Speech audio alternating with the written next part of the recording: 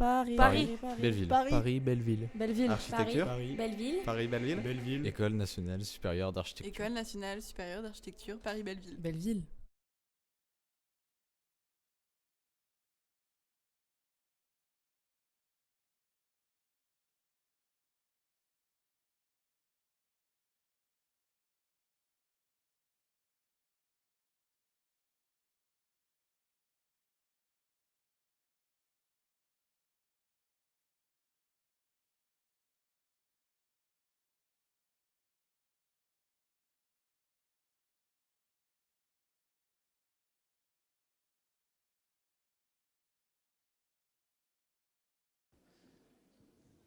Alors après les deux premières tables rondes qui ont fait émerger pas mal de questions, pas mal de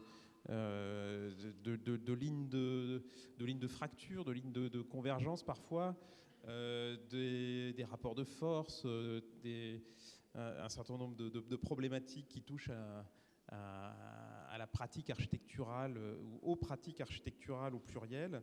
On va aborder cette troisième et dernière table ronde qui nous permettra peut-être aussi de revenir sur un certain nombre de questions qui ont été soulevées avant et auxquelles on pourra peut-être donner des prolongements. Et cette table ronde qui s'intitule Pratique, donc de manière assez générale et qui reviendra de manière un peu conclusive sur ce qui fait à la fois la pluralité et l'unicité de notre profession d'architecte.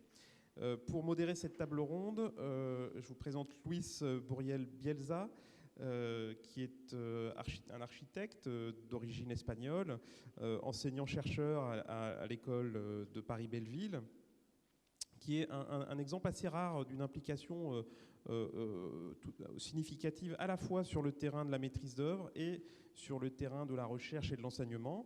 Il est titulaire d'un doctorat de l'Université Polytechnique de Madrid. Il est associé au laboratoire de recherche IPROS de Belleville.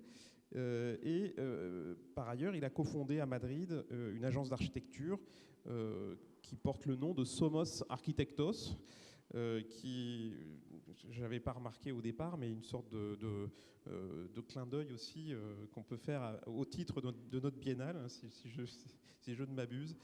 Nous sommes architectes et il sera secondé dans cette tâche de modérateur par Vanessa Fernandez, qui est architecte, enseignante à l'école de Paris-Belleville, qui travaille comme architecte conseil aussi dans le domaine du patrimoine, qui est chercheur à l'IPROS et qui est spécialisé dans le patrimoine architectural du XXe siècle. Donc je leur cède la parole. Voilà.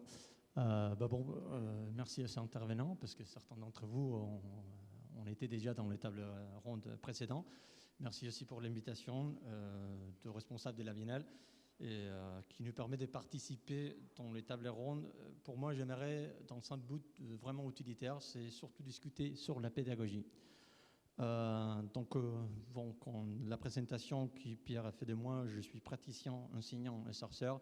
Ça veut dire que je trouve au cœur de notre pratique la synthèse surtout. C'est-à-dire qu'on est là pour maîtriser plusieurs savoirs et que d'ailleurs être architecte dans la formation, ça doit être ça, à l'écart, on dirait, de titres ou de nombres qui nous sont posés sur l'écran. Donc, dans cette but utilitaire de débat, j'aimerais les reconduire vers la pédagogie, parce qu'aujourd'hui, il y a une mise en question de notre formation, d'ailleurs de votre formation aussi, et de mesurer votre formation contre les exigences des différentes approches. Parce qu'on parle d'architectes et praticiens, d'urbanistes, en fait, il y a plusieurs titres, mais ce qui m'intéresse, ce n'est pas tellement qu'est-ce que vous faites maintenant, mais comment est-ce que vous avez arrivé à ça, par quels moyens, et la formation que vous avez eue, qu'est-ce que ça a apporté et comment on peut l'améliorer aujourd'hui comme enseignant. Parce que je voudrais vous faire partie de débat à l'école, c'est-à-dire maintenant on est en train de repenser ou réfléchir sur le rôle de l'architecte, d'ailleurs de parler d'une école soit plus généraliste, plus spécialiste. Donc je crois qu'il faudrait arriver à saisir que de la différence pour vous et en quoi ça vous a apporté pour votre parcours professionnel. J'ai étudié vos dossiers parce qu'il y a assez pas mal de choses qui sont des particularités et moi j'aimerais faire face à ces particularités pour trouver des liens ou des généralités entre eux tous, pouvoir partager, on dirait, une discussion à même hauteur, en lié des intérêts sur le petit trou qu'on a fait, et surtout parce que je trouve que ça c'est beaucoup plus utile pour les étudiants de voir les parcours que de voir le moment où vous trouvez actuellement.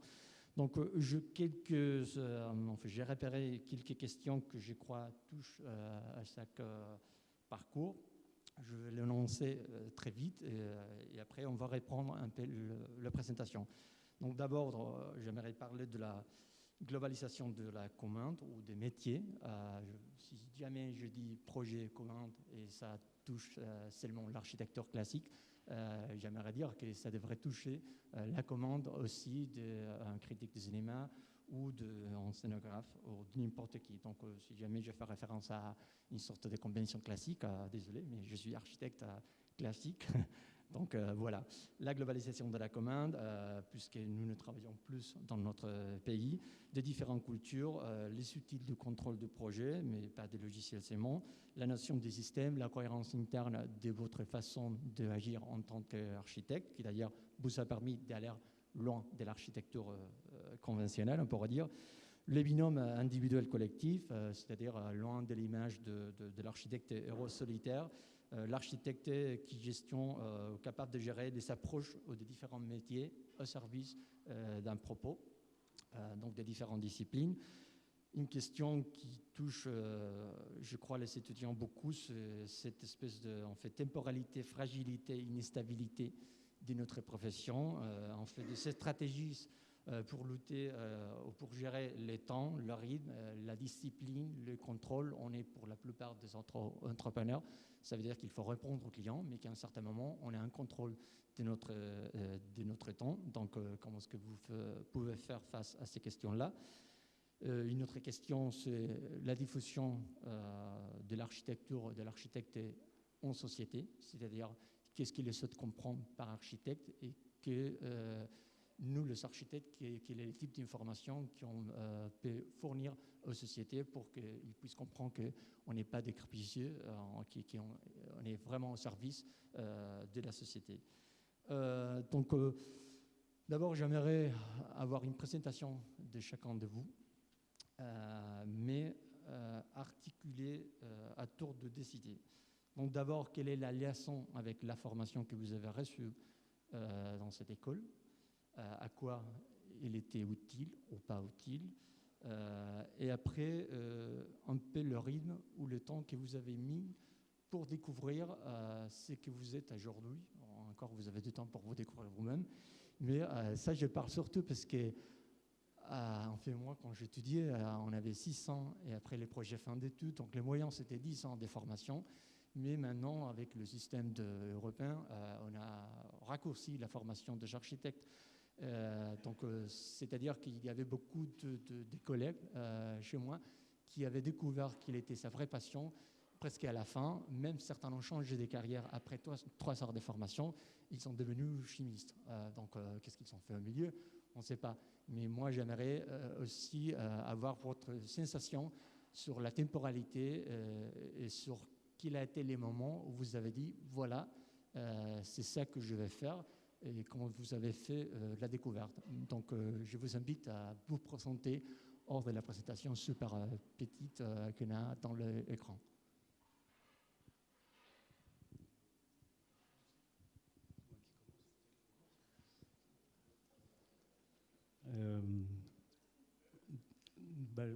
Ce que je peux faire, c'est peut-être dresser rapidement le parcours quoi, depuis ma première année d'architecture jusqu'à aujourd'hui. C'est ça que tu...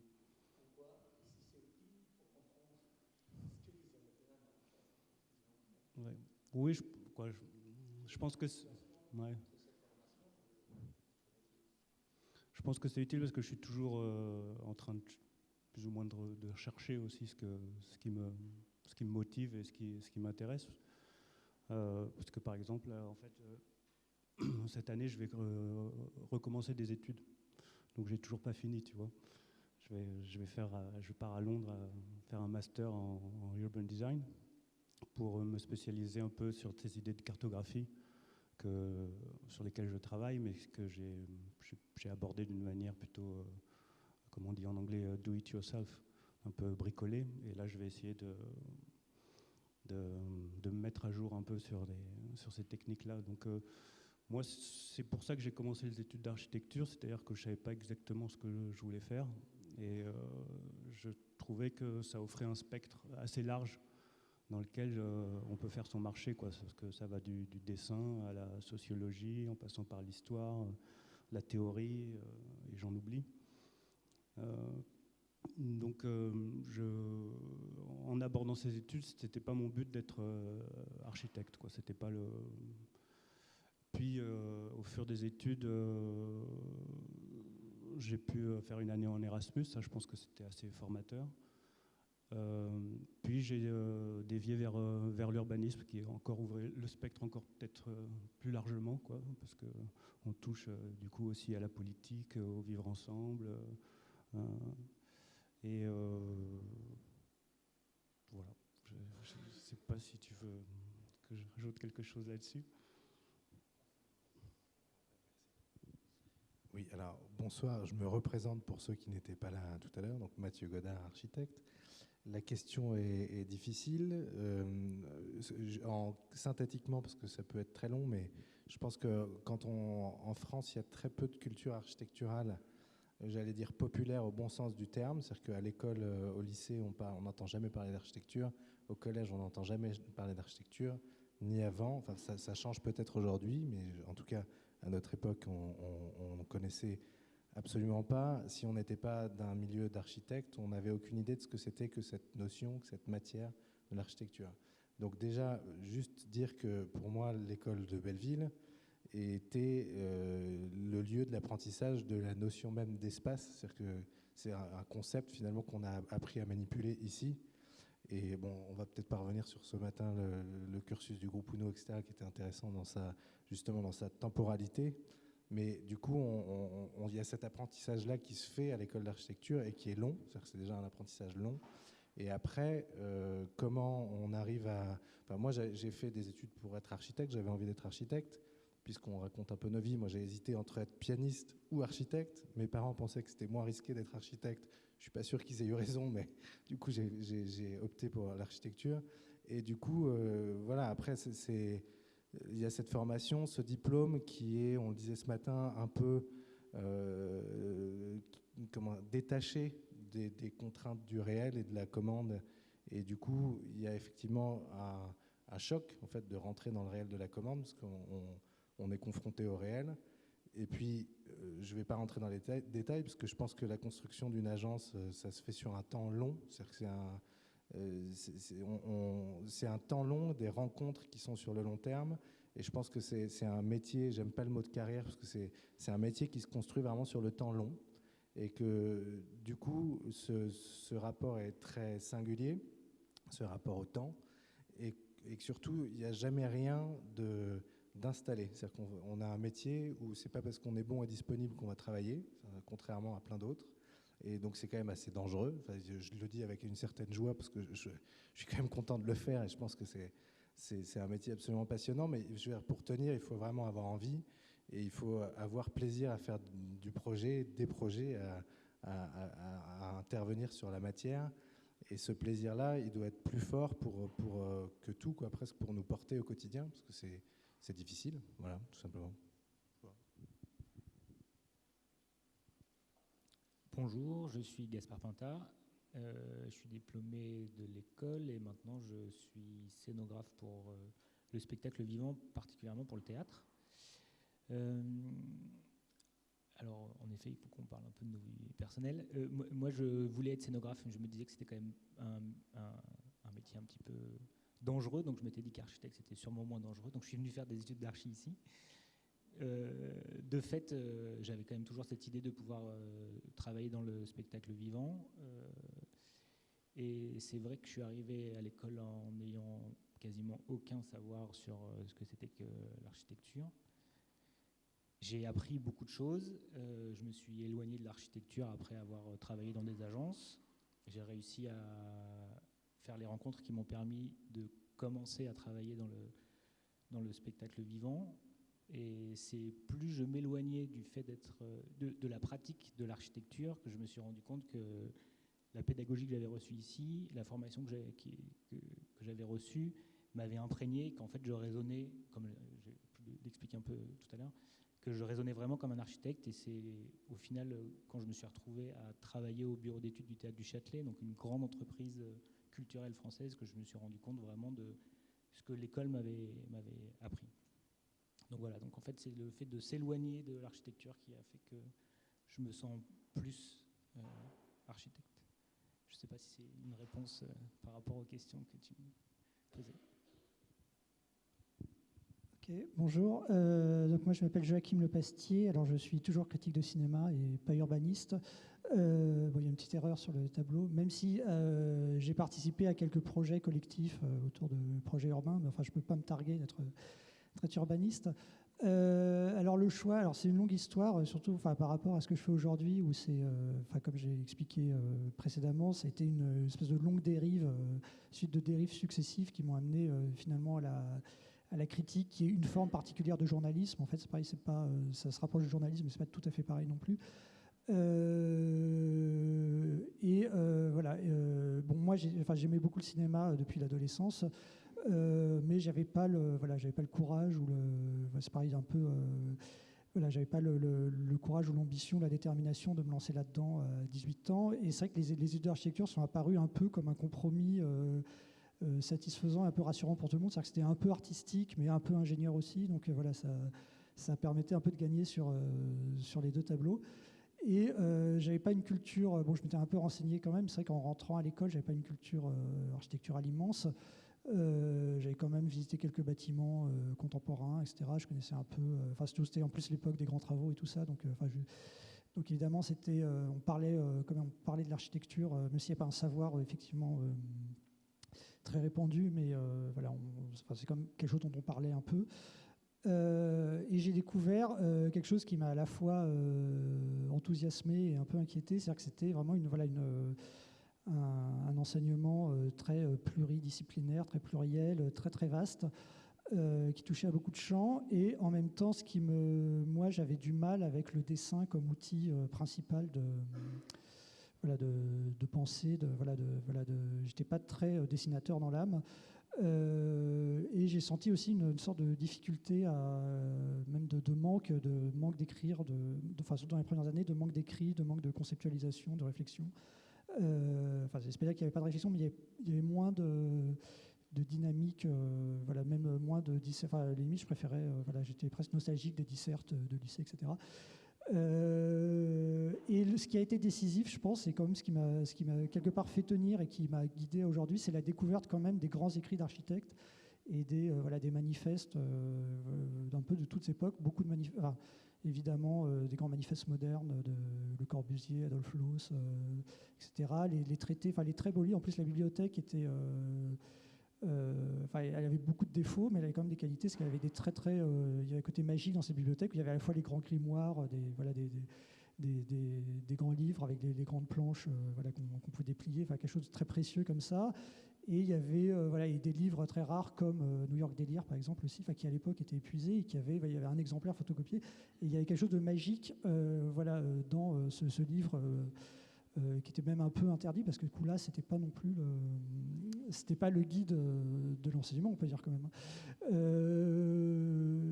Donc en fait, c'est plutôt je sais pas si c'est plutôt quelque chose d'un peu parallèle au cœur de l'enseignement, au cœur du métier, qui passait plus par l'écrit et les manifestes des archives, parce que ce que je trouvais vraiment très très fort évidemment dans tout ça, c'était l'alliance de l'écrit et de la pensée à la fois écrite, conceptuelle et très visuelle aussi, et un rapport entre l'iconographie et l'écrit extrêmement dynamique, extrêmement varié, extrêmement très très moderne, quelle que soit l'époque, vraiment une vraie modernité là-dedans. Et je pense, c'est quelque chose qui m'a toujours guidé, et j'ai acquis peut-être un peu de manière sédimentaire espèce de réflexion par des idées, des analogies visuelles, des rapprochements visuels, et que je garde encore aujourd'hui, enfin, surtout quand je fais, parce que j'enseigne un peu à l'occasion dans des écoles de cinéma, des écoles d'art, même des écoles d'archives, je fais des interventions ponctuelles comme ça, beaucoup à base de rapprochements d'images qui n'ont pas forcément, enfin ça peut être un film et un tableau, deux extraits de films, enfin voilà, des choses qui ne sont pas de la même époque, pas de la même esthétique, mais voilà, qui créent des dynamiques, etc. Et ça, c'est vraiment quelque chose que j'ai découvert voilà, avec la fréquentation de ces écrits d'architectes. Voilà, donc je pense que c'est le. Alors c'est quelque chose de très personnel, c'est pas le. Voilà, c'est pas peut-être là où l'enseignement était le plus ciblé ou le plus évident, etc. Mais en tout cas, c'est ce que vraiment je retiens. Enfin, je pense que, en tout cas, si j'en suis là aujourd'hui, c'est grâce à ça. Alors, je m'appelle Brice Piechazic. Alors, je suis un des 3 associés d'une agence d'architecture qui s'appelle ENIAC, que nous avons fondée en 2003. Mon parcours d'enseignement, en tout cas ma formation, moi j'ai commencé par faire des études d'ingénieur. Après ces études d'ingénieur, j'ai commencé les études d'architecture, donc en 97, je crois, dans un objectif assez, pour le coup, assez ciblé, en tout cas assez identifié. C'est que je pense me rappeler à peu près, au début de mes études d'ingénieur, que j'avais décidé en fait que cette pratique de la profession d'architecte était ce qui me plaisait considérablement. Et ensuite, toute la fin de ma formation, en fait, finalement, s'est établi dans ce cadre-là. En école d'architecture, j'ai rencontré mes 2 associés actuels, Mathieu Chazelle et Simon Palobicki, et assez rapidement, nous avons décidé, alors c'est un petit peu peut-être un pari d'enfant, mais finalement, ça s'est avéré plus sérieux que ça.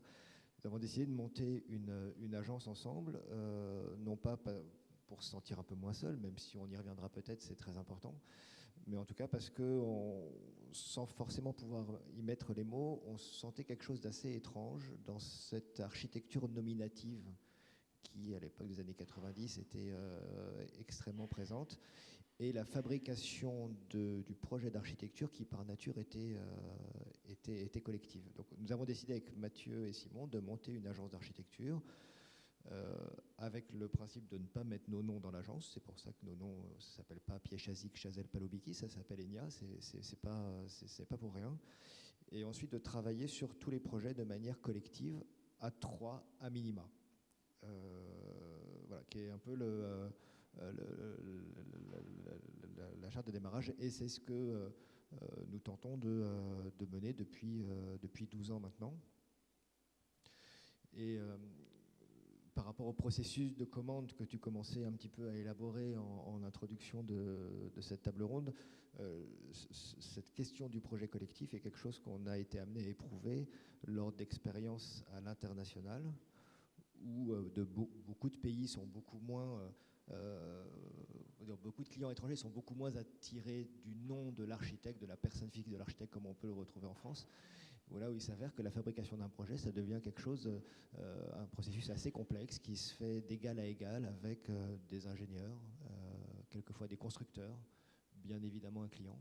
Et voilà. Et c'est ce mode de fabrication du projet qu'on a essayé de mettre en place, qui n'est pas simple, et qu'on développe depuis 12 ans. Voilà un petit peu l'histoire. Et je dois dire, peut-être une particularité de l'enseignement que j'ai reçu en école d'architecture, c'est peut-être, on en parlait un petit peu ce matin, ce que le groupe Uno a apporté, c'est quelque part ce collectif d'individualité qui réussissent à apporter une idée de l'architecture, une idée de la pédagogie, tu en parlais, qui était désincarnée d'une personnalité, même si tout le monde sait quelle était la présence de Siriani dans le dispositif, mais malgré tout, il y avait un collectif avec une pensée collégiale. Et c'est peut-être ça aussi qui nous a incité à ne pas avoir envie de mettre nos noms en avant dans notre exercice professionnel dans les années qui suivaient.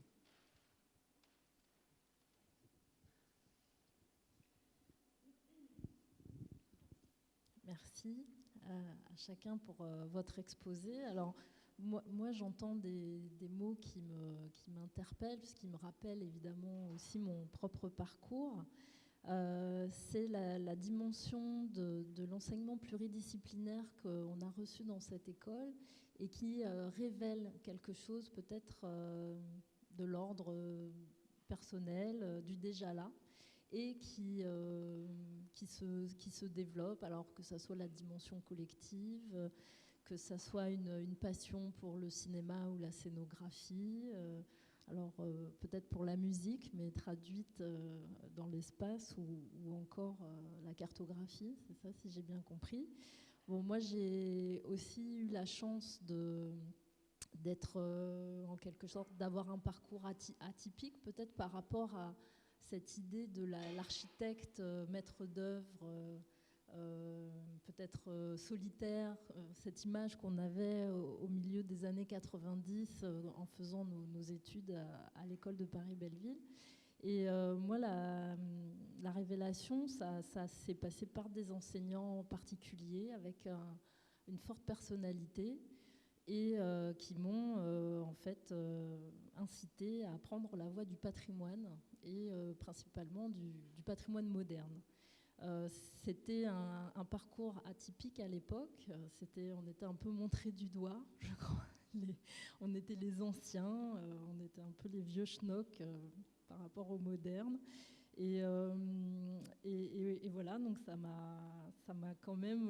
oui, alors il y avait un intérêt pour l'histoire et l'existant. Et c'est vrai que cette école, avec toute sa diversité, a permis l'émergence, je crois, de pratiques très variées et très riches. Donc je trouve que c'est très intéressant. Alors moi, j'aimerais demander à nos différents intervenants, de leur point de vue, qu'est-ce que le fait d'être architecte dans un champ qui s'hybride en fait avec autre chose que l'architecture. Par exemple, dans mon cas, on peut dire un peu l'histoire. Je peux dire je suis en concurrence entre guillemets avec des historiens. Mais qu'est-ce que le fait d'avoir cette formation d'architecte apporte en plus, ou comme regard décalé, différent, dans un champ où on côtoie des ingénieurs, peut-être des critiques qui ont fait des écoles de cinéma ou d'art plastique. Et cette hybridation, au fond, comment elle se rapproche de la recherche universitaire, puisque derrière la pédagogie, on pense aussi connaissance. Élaborer une somme de connaissances à partir de sa propre pratique, à partir de sa recherche aussi personnelle. Donc comment ce savoir qui s'élabore en s'hybridant avec d'autres savoirs pourrait être transmis dans les écoles d'architecture? Je sais pas, ça...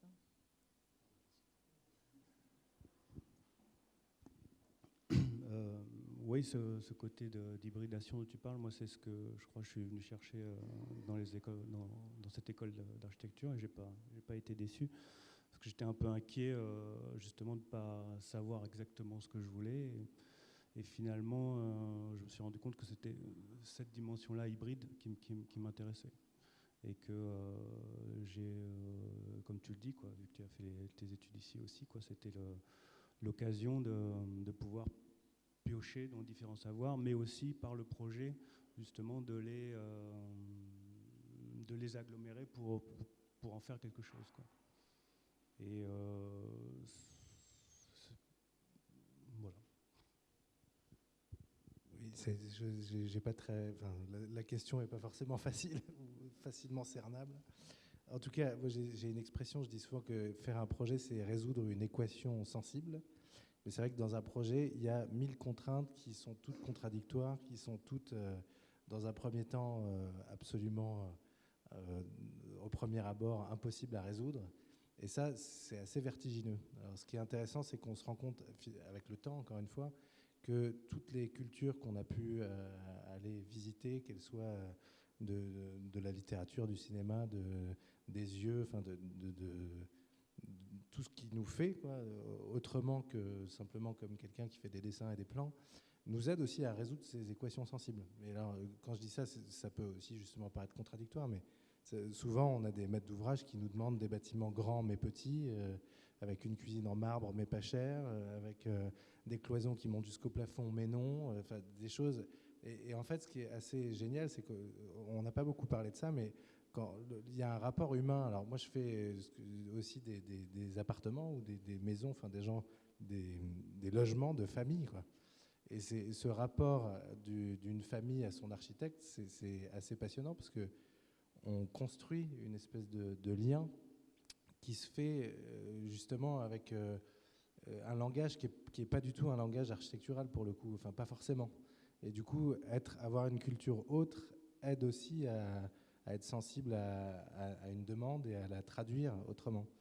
Et donc, c'est que ça répond absolument pas à ta question, mais c'est pas grave. En tout cas, ça va me permettre de continuer à parler. Parce que tu as parlé de traduction, adéquation. Aujourd'hui, dans ma pratique quotidienne, je travaille avec différents intervenants quand je travaille sur une mise en scène d'une pièce, avec des personnes qui ont des formations très diverses et des domaines de compétences très diverses, que ce soit la personne qui s'occupe du son, de la musique, de la lumière, des costumes, des acteurs et des metteurs en scène. Et j'ai l'impression d'être architecte quand j'arrive à trouver une traduction spatiale de ce que eux veulent faire comme spectacle. Et c'est ce côté, cette question d'essayer de trouver un cadre et quasiment poser une équation, enfin de trouver un cadre spatial à des formulations par mots d'autres intervenants qui ne sont pas des gens qui viennent de l'architecture et qui ont un rapport qui est le même que nous à l'espace. C'est là où j'ai l'impression de faire et d'être architecte. Et ce que je dis souvent aux metteurs en scène quand je les rencontre, c'est que face à une pièce, donc face à un écrit souvent préexistant, un metteur en scène va choisir de mettre en lumière un personnage ou en tout cas des grands chemins dans une pièce. Chaque metteur en scène voit des choses différentes et veut mettre en lumière des choses différentes, et que moi je suis là pour traduire spatialement ses volontés. Donc voilà, dans la traduction comme de la traduction dans une langue étrangère. Oui, alors moi, en tant que critique, je suis plus du domaine de l'analyse ou de la déconstruction, et c'est un peu l'inverse d'un projet. Voilà, moi, j'ai appris à faire du projet dans une optique de transformation, etc., de projection, de transformation. La critique, ça se rapproche plus de l'analyse, donc c'est plutôt quelque part une déconstruction ou un démontage. Un démontage de cette logique, donc c'est un peu l'inverse. Néanmoins, évidemment, il y a beaucoup d'analogies, d'analogies ou de façons d'attraper l'émotion cinématographique ou le saisissement qu'on ressent en tant que spectateur. Évidemment, il y a l'analyse spatiale. Alors, c'est pas un absolu, c'est-à-dire que tous les films. Tous les cinéastes ne sont pas obligés d'émettre justement de la scénographie, du déplacement dans l'espace, des ambiances, etc. Mais en général, quand c'est réussi, c'est assez rare qu'un cinéaste qui a un très grand sens de ça soit inintéressant, quoi. C'est-à-dire que voilà, c'est une bonne façon en tout cas, moi, j'y suis très sensible, une bonne façon d'attraper les œuvres. Surtout qu'aujourd'hui, évidemment, après, il y a les poncifs actuels qui voudraient qu'on aille vers plus de rythme, plus de vitesse, etc. Et dans le cinéma, ça se traduit par un montage, par un montage de plus en plus effréné, et puis un travail aussi sur une espèce d'indétermination spatiale, avec des arrière-plans assez flous, comme ça. Voilà. Alors ça peut être très très beau. Voilà, c'est un peu des poncifs d'esthétique actuelle qui sont un peu de la négation de l'espace. Et en même temps, c'est très dialectique parce qu'on peut faire des choses très très belles et très très brillantes en travaillant justement beaucoup avec le flou, l'arrière-plan, le passage du flou au net, etc. Voilà. Donc l'analyse spatiale n'est pas un absolu, mais disons que en tout cas moi, c'est une bonne clé de lecture, voilà, pour les films en général. Et puis j'aime assez aussi ce qui est intéressant dans la critique. C'est qu'on n'est pas, dans ce travail de démontage aussi, c'est qu'on reste dans l'analyse aussi, et on peut mettre à distance finalement son goût personnel ou voilà ce qu'on aime ou pas. C'est-à-dire Je peux avoir des fois par exemple, là, je travaille. J'ai écrit plusieurs articles sur la 3D, les films en 3D relief. Et j'ai fait une intervention dans 15 jours dans un colloque architecte-cinéaste, justement, qui est organisé par l'INHA et l'école d'architecture de Rouen.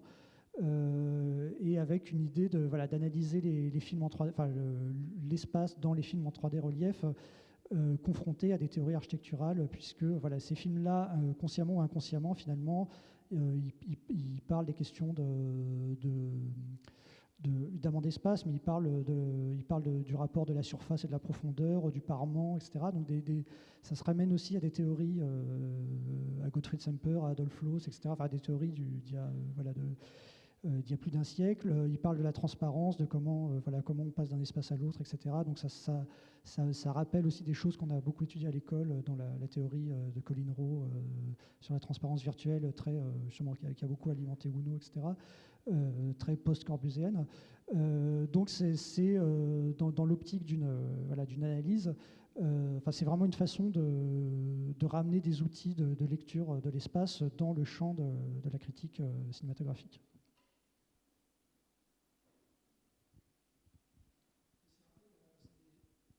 Par rapport au terme de traduction que vous employez, c'est un peu une autre traduction qui est une traduction symétrique ou inverse. Alors, sur cette question d'ouverture d'esprit, d'éclectisme, de curiosité, je pense que pour ma part, c'est en école d'architecture que j'ai réalisé cette sorte de convergence inouïe, qui pour moi était complètement inouïe quand j'ai découverte, entre les différents arts plastiques, le cinéma, la musique, et la manière dont on était capable finalement de raconter une architecture, ne serait-ce que par une mélodie. Cette sorte de convergence qui faisait de notre discipline une sorte de discipline à la fois impure mais en même temps extrêmement synthétique me la rendait extrêmement séduisante. Donc ça, c'était quand j'étais étudiant. Ensuite, je dois dire que cette sorte d'empathie nécessaire pour le monde que tu décrivais un petit peu, Mathieu, tout à l'heure, où François en parlait également à la première table ronde, je crois, sur le fait de se mettre à la place des gens quand on projette, nécessite une agilité assez inouïe et nécessairement une curiosité sans faille. Dans notre exercice professionnel, on a eu la chance de travailler à plusieurs endroits dans le monde, donc avec des gens qui sont de cultures extrêmement diverses, et en même temps, en France, sur notre territoire, avec des gens aussi différents que un tenancier de boîte de nuit, un curé, un militaire, un prof, une famille, un bailleur social, un maire, un élu. Voilà, tous ces gens-là qui quelque part, sont une sorte de représentation de notre monde. En fait, ce sont des gens qui ont une attente d'échange, de complicité, qui nécessite une extrême ouverture d'esprit, à moins de vouloir être architecte spécialisé dans un domaine extrêmement pointu.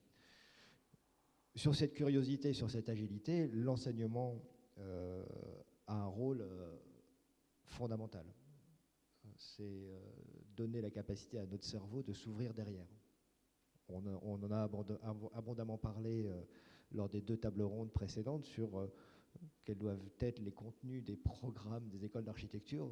Déjà, moi, je me trouve fondamentalement incompétent sur ces sujets-là. Ce dont je suis assez persuadé, c'est que les études d'architecture doivent donner envie d'apprendre tout le reste de sa vie. Et ça ne passe que par une formation intellectuelle, une structuration de l'esprit, une structuration de la curiosité.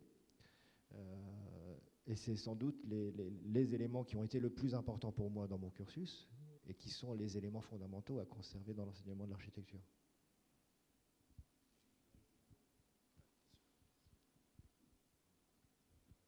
J'aimerais ajouter une chose sur la capacité qu'on a comme architecte à travailler son regard. C'est-à-dire que ce qui est très puissant, en fait, je trouve, et ce qui peut monter en puissance, c'est que tu disais que c'était une ouverture d'esprit.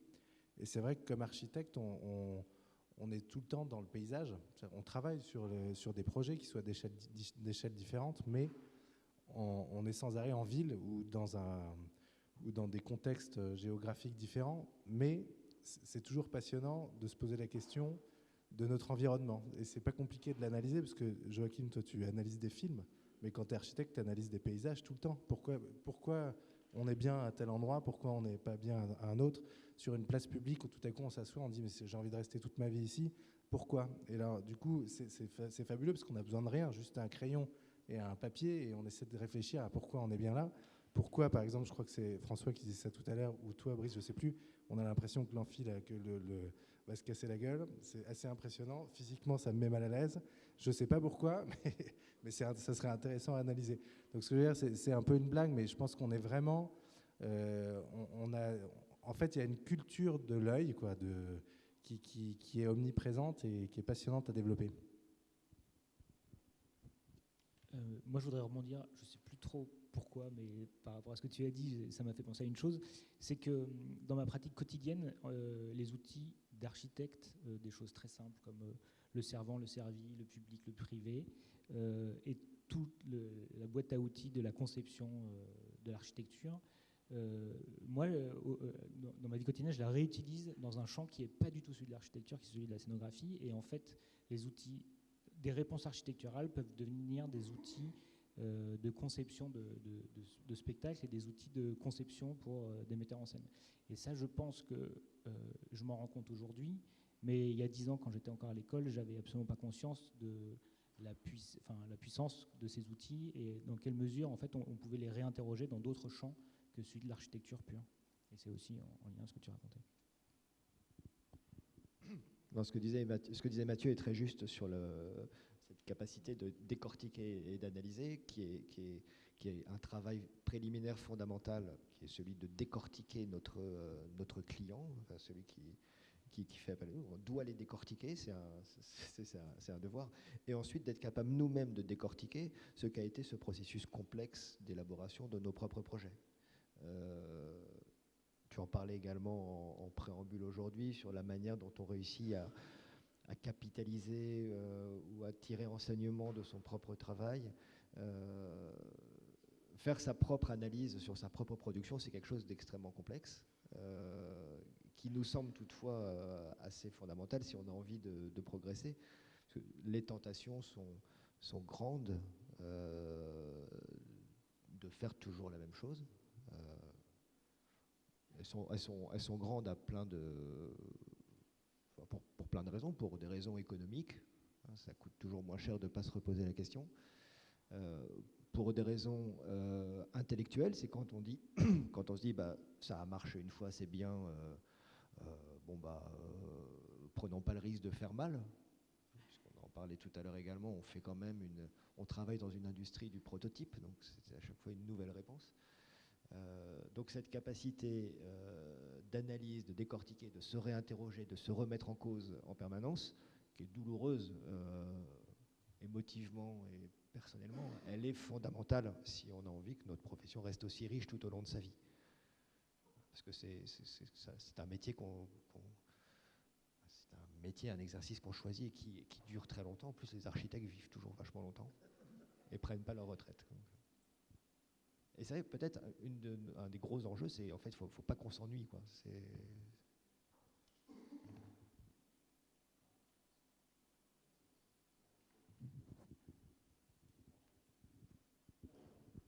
Ça marche? Oui.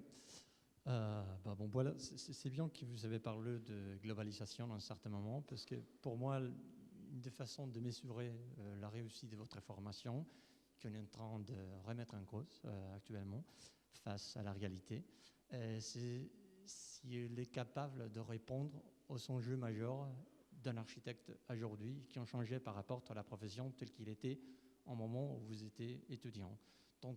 Entre autres, c'est la question de la globalisation. On est plus confronté à quelque chose qui reste à côté de notre ville ou même de notre pays. On est confronté à des réalités très complexes qui parfois échappent à notre compréhension. Certains d'entre vous, vous construisez hors de la France. Des autres vont travailler sur je ne sais pas, films qui ne sont pas par des directeurs français. Certains bons chercheurs à étudier dans un autre pays. Moi, j'aimerais savoir quelles sont les stratégies que vous pouvez mettre sur place pour comprendre l'environnement qui vous est étrange, et si entre ces stratégies, s'il n'y a pas une stratégie qui appartient à vous d'une façon complètement indépendante, on pourrait dire, et que c'est dans cette confrontation de votre regard et la construction de votre personne qui vous trouvez un équilibre qui vous permet à aller dehors de votre zone de confort. C'est complexe la question. Mais Je vous propose de faire un concours des questions les plus longues.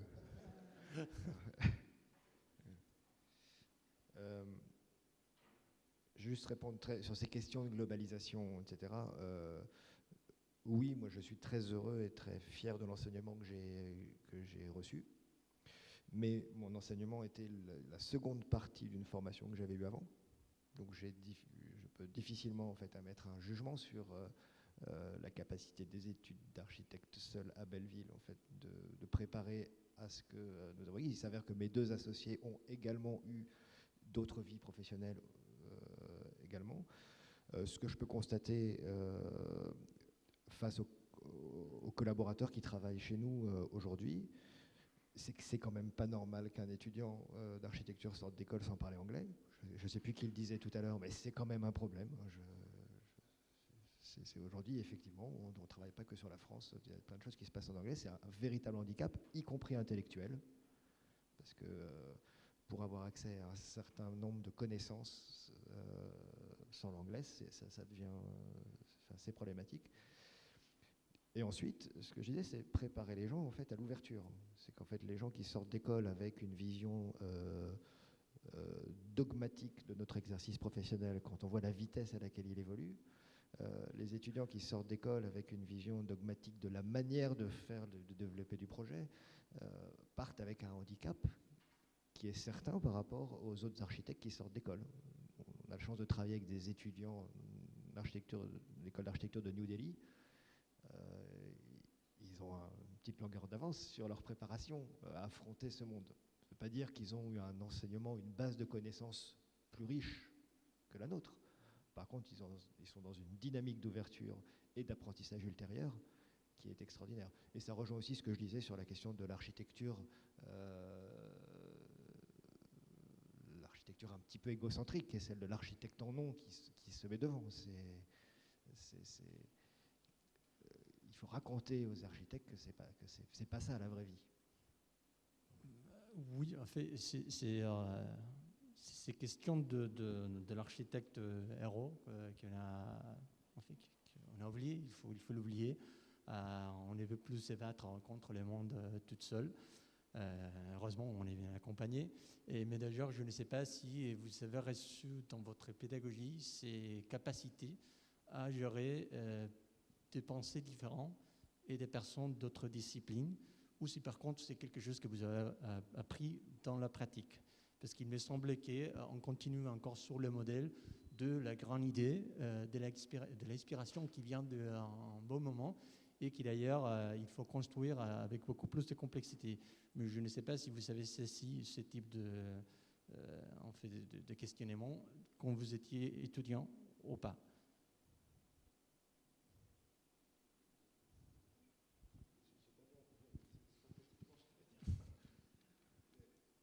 Est-ce que tu peux redire ce que j'ai pas bien compris? Oui, mais en fait, la question, c'est que je continue à avoir dans la formation de l'architecte cette idée de l'architecte toute seule qui se va, on dirait, au service d'une idée.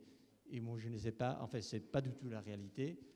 Je ne sais pas si c'est que vous avez eu comme formation et par contre, vous avez appris cette réalité dans la pratique. Ouais, alors moi, je peux dire, contrairement à Brice et ses associés, moi, j'ai une agence où j'ai pas d'associés, donc je suis seul au bureau. Alors après, j'ai des collaborateurs selon les moments, mais donc je suis assez solitaire. J'ai une pratique plutôt solitaire, donc c'est l'inverse de ce que tu disais. Et d'ailleurs, je trouve ça passionnant d'avoir les différentes visions de la pratique. Et je sais pas tellement quoi en dire. Après, elle est, comment dire ça? Elle est de fait comme ça, quoi. Je pense que c'est aussi un tempérament. Après, l'école prépare à beaucoup de choses, mais C'est difficile de parler de ça, quoi. Je pense que, en gros, la réalité d'une agence, d'une production, elle se fait petit à petit, quoi. Elle se monte petit à petit. Et donc, il y a effectivement plein de manières de faire des agences. Tu peux être seul, tu peux ne pas être seul. Après, ce qui est aussi intéressant, on disait ça ce matin, parce qu'il y a la pratique des usages. Ce qu'on peut dire aussi aujourd'hui, par exemple, c'est qu'il y a une compétition extrêmement forte entre les agences, que cette compétition-là, elle est dure, quoi. C'est que, par exemple, un maître d'ouvrage parisien ou d'ailleurs de l'Île-de-France qui lance un concours pour faire 10 logements sociaux, il y a 300 dossiers, ça c'est la dure réalité, il y a 300 réponses, 300 books qui vont arriver chez le bailleur social ou chez le promoteur. Sur ces 300 books, il y a 3 personnes qui vont être retenues pour faire un concours. Donc quand on fait un dossier, ça veut dire que c'est un dossier qui prend 1 journée ou 2 jours à faire. Donc on prend 2 jours pour avoir une chance sur 100 d'être retenu pour faire un concours, qu'on aura une chance sur 3 de gagner. Donc c'est un tableau un peu dur, mais ça c'est la réalité. C'est-à-dire que quand on arrive à être retenu pour faire un concours, c'est déjà une chance incroyable. Enfin, une chance ou une course sur le long terme, quoi. Un marathon, Ricciotti dit que c'est un sport de combat, mais c'est aussi un marathon d'avoir une agence d'architecture. Enfin, je ne sais pas ce que tu penses, que toi, du coup, avoir une grosse agence permet peut-être aussi d'avoir une capacité de répondre aux appels d'offres plus régulières. Non, enfin, c'est un vrai problème et c'est une vraie course en avant, parce que les projets sont plus gros, ils coûtent très cher. Quand il n'y a pas assez de travail, il faut plus investir en concours pour avoir plus de chances d'être retenu et plus de chances d'en gagner. Donc c'est juste une problématique d'échelle, mais c'est exactement les mêmes problèmes. Et sur ce que tu disais, nos candidatures en marché public sont à peu près retenues. On doit être retenu en moyenne à 5 à 6 concours par an pour 150 candidatures déposées par an, quoi, à peu près. C'est très faible. Pour répondre un petit peu plus précisément à ta question, donc, si j'ai bien compris, en gros, ta question c'est est-ce qu'à l'école on a le sentiment d'avoir appris la manière dont le projet était nourri ou dénaturé par tous ces paramètres extérieurs? Bien évidemment, oui. En tout cas, moi, c'est ce que j'ai... Non, mais enfin, oui, heureusement, parce que ce serait criminel que les enseignants racontent que l'architecture, c'est autre chose. Après, la vraie question est de savoir sur quoi on entraîne les étudiants. Est-ce qu'on les entraîne, en fait, à 18 ans ou à 19 ans à faire un calcul de thermique dynamique sur un petit logement hypothétique pour lui faire de l'architecture. Voilà. Donc, bien évidemment, je ne pense pas qu'il y ait un étudiant ici qui soit en fin de formation qui s'imagine que l'architecture, c'est comme faire une maquette en carton, etc. Je pense que personne n'a ça en tête. Je pense que c'est bien ancré dans les esprits. Le vrai sujet, c'est de donner la curiosité et dire aux étudiants que ces contraintes-là ne sont pas une fatalité, elles peuvent être un moteur de projet derrière, et qu'il, par contre, il faut se préparer et avoir envie de maîtriser tous ces éléments, avoir une vraie appétence pour tous ces éléments-là. Ces contraintes, elles sont riches de potentialités, elles sont riches d'élaboration, elles sont riches de collaboration, elles sont riches de plein de choses. Et elles fabriquent le projet, et en fait, elles ont toujours fabriqué le projet dans l'histoire de l'architecture, quand même. Moi, je me demande effectivement si l'école nous a préparés à la complexité de la pratique, à la diversité probablement, à la complexité. Je pense que pour certains, il y a quand même un apprentissage un peu difficile après l'école de cette complexité qu'on attend, qu'on redoute, mais à laquelle on n'est pas toujours bien préparé. Au fond, moi je suis interpellée par évidemment les architectes praticiens qui font des statistiques sur leurs chances d'être retenus à des concours, des appels d'offres. Voilà, c'est une réalité quotidienne. Est-ce que l'école nous a préparés à ça? Je ne pense pas. Je reviens sur ce que je disais tout à l'heure, sur la question de la formation intellectuelle. Je pense que l'apprentissage, Françoise disait tout à l'heure, il faut faire attention avec la question de l'apprentissage du projet, parce qu'on ne sait pas trop ce que ça signifie. peut-être, mais en tout cas, l'apprentissage de la gymnastique intellectuelle qui permet d'élaborer du projet d'architecture est une chose, et il fabrique une structuration cérébrale pour les étudiants. Ensuite, il y a tout un autre champ qui est la manière dont on va exercer son métier et son contexte. Et là, par contre, oui, il y a un vrai sujet, c'est ce que je disais ce matin à la table ronde, c'est que la responsabilité du chef d'entreprise, c'est quelque chose que je me suis pris complètement dans la tête sans savoir ce que c'était. Vraiment. Oui, le jour où tu te prends ton premier contrôle URSSAF, et c'est des choses qui peuvent être très lourdes de conséquences, et qui sont en fait lourdes de conséquences sur la qualité de ta production architecturale, en fait. Donc c'est pas des choses à négliger du tout. Donc là, sur ce sujet extrêmement opérationnel, effectivement, je pense que mon enseignement était lacunaire. Ça fait partie de l'apprentissage. Ça fait partie d'un apprentissage, mais ça sert à rien de raconter aux 100, je sais pas combien il y a d'étudiants qui rentrent chaque année à Belleville, je sais pas, 200, 150 peut-être, je sais pas. Ça sert à rien de leur raconter qu'il va y avoir 150 chefs d'entreprise et que ce serait stupide de leur apprendre à 150 ce qu'est un contrôle URSSAF. Ce serait quand même perdre du temps, surtout que ça aura changé. Donc, c'est simplement, il y a sans doute un sujet sur, comme il existait au collège ou au lycée, des espèces de conseils d'orientation qui racontent aux gens qui ont un diplôme d'architecte quelles sont les opportunités de vie professionnelle qui s'offrent à eux. Il y en a des multitudes, et là, je pense que c'en est vraiment la preuve, et c'est extrêmement intéressant. Et qu'ensuite, qu'il y ait un moyen, en fait, de donner les clés à ceux que ça intéresse, en fait, d'apprendre dans tel ou tel domaine complémentaire pour exercer convenablement et sereinement. C'est une question de sérénité. De ça. Aujourd'hui, nos vies, et Mathieu, je pense que tu ne me contrediras pas, nos vies, c'est simplement des gestions d'emploi du temps extrêmement complexes et difficiles.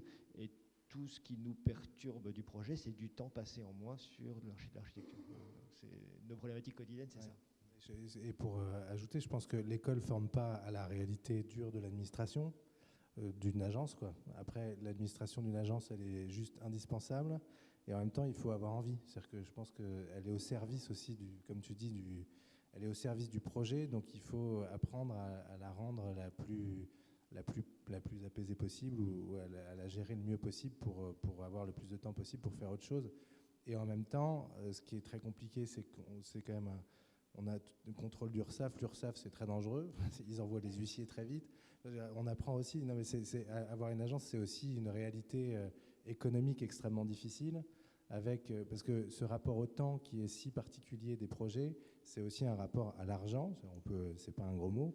Et donc, quand on fait un gros projet, on peut travailler longtemps sans être payé, avoir des honoraires assez énormes qui tombent. Donc, on est sans arrêt en dents de scie dans les résultats. Enfin, peut-être plus quand on passe à une grosse structure, je ne sais pas, mais en tout cas, on est dans des dents de scie d'honoraires, donc dans des dents de scie d'impôts. Donc, en général, on avance beaucoup de temps de travail, donc on avance beaucoup d'argent.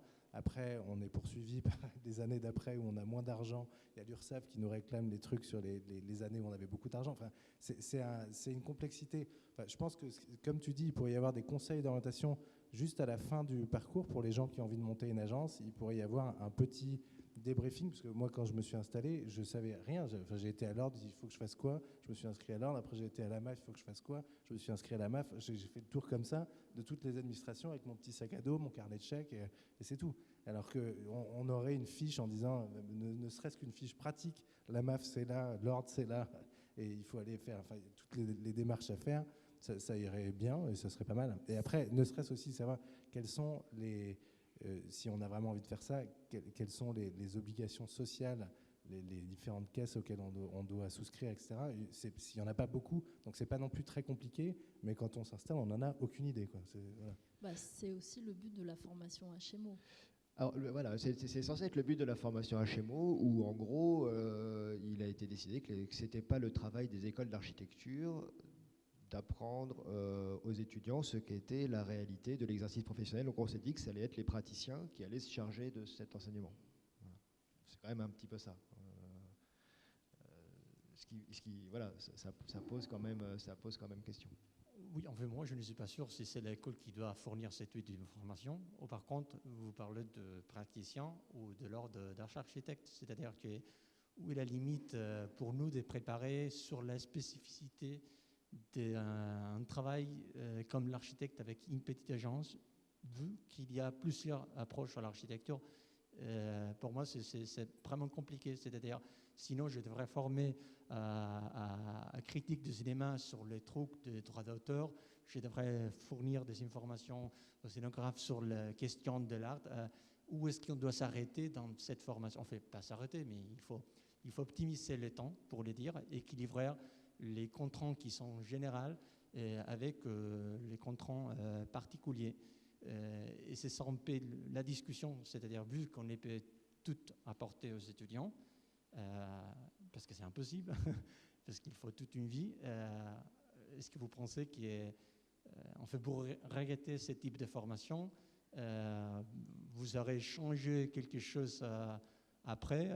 En fait, moi je parle comme enseignant, qu'à un certain moment on doit faire les choix de quels sont les contenus qu'il faut fournir aux étudiants.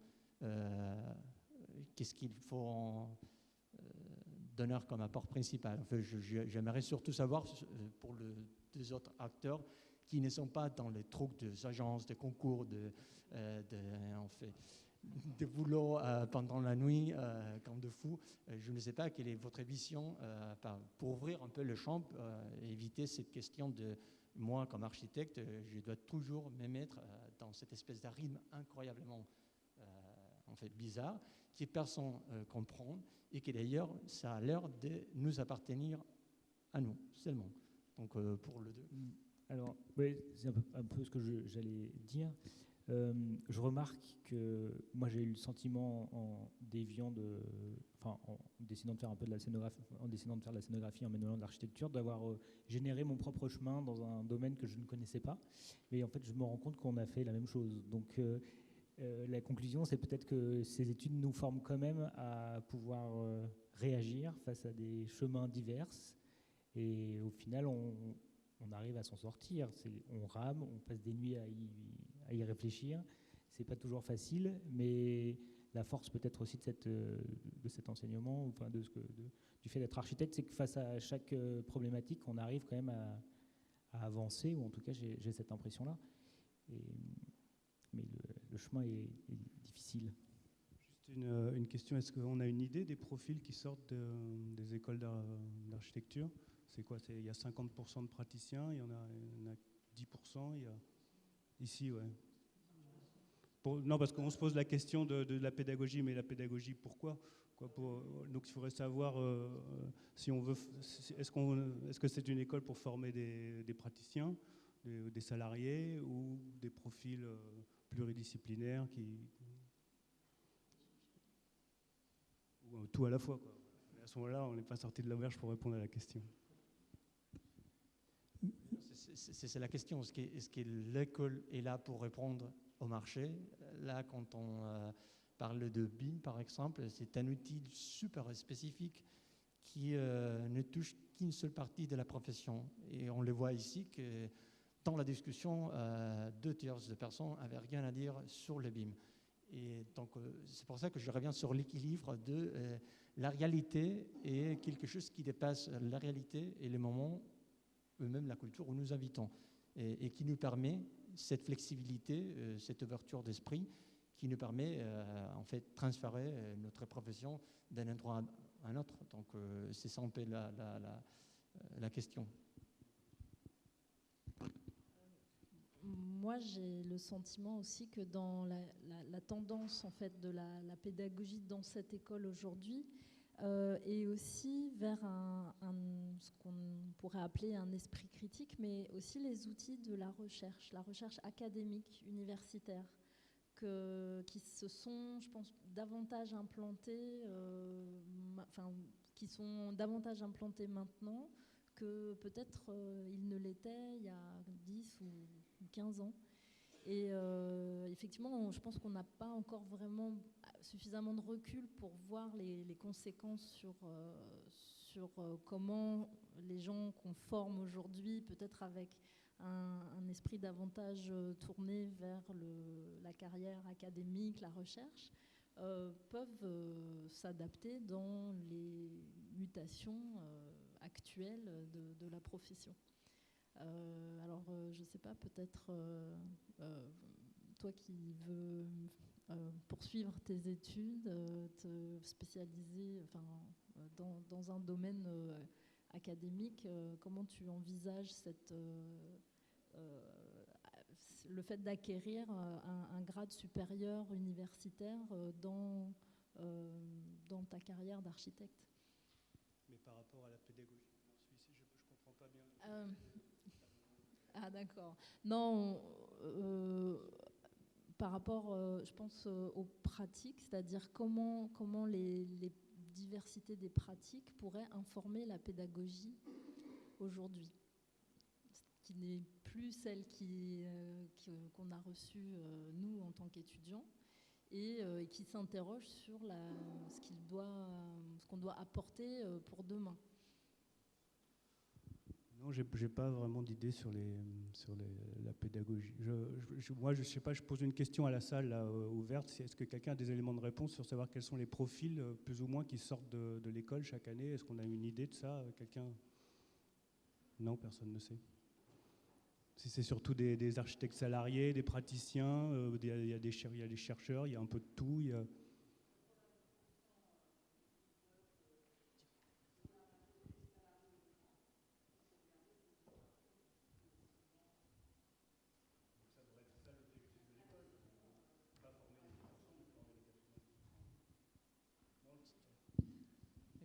Je le redis.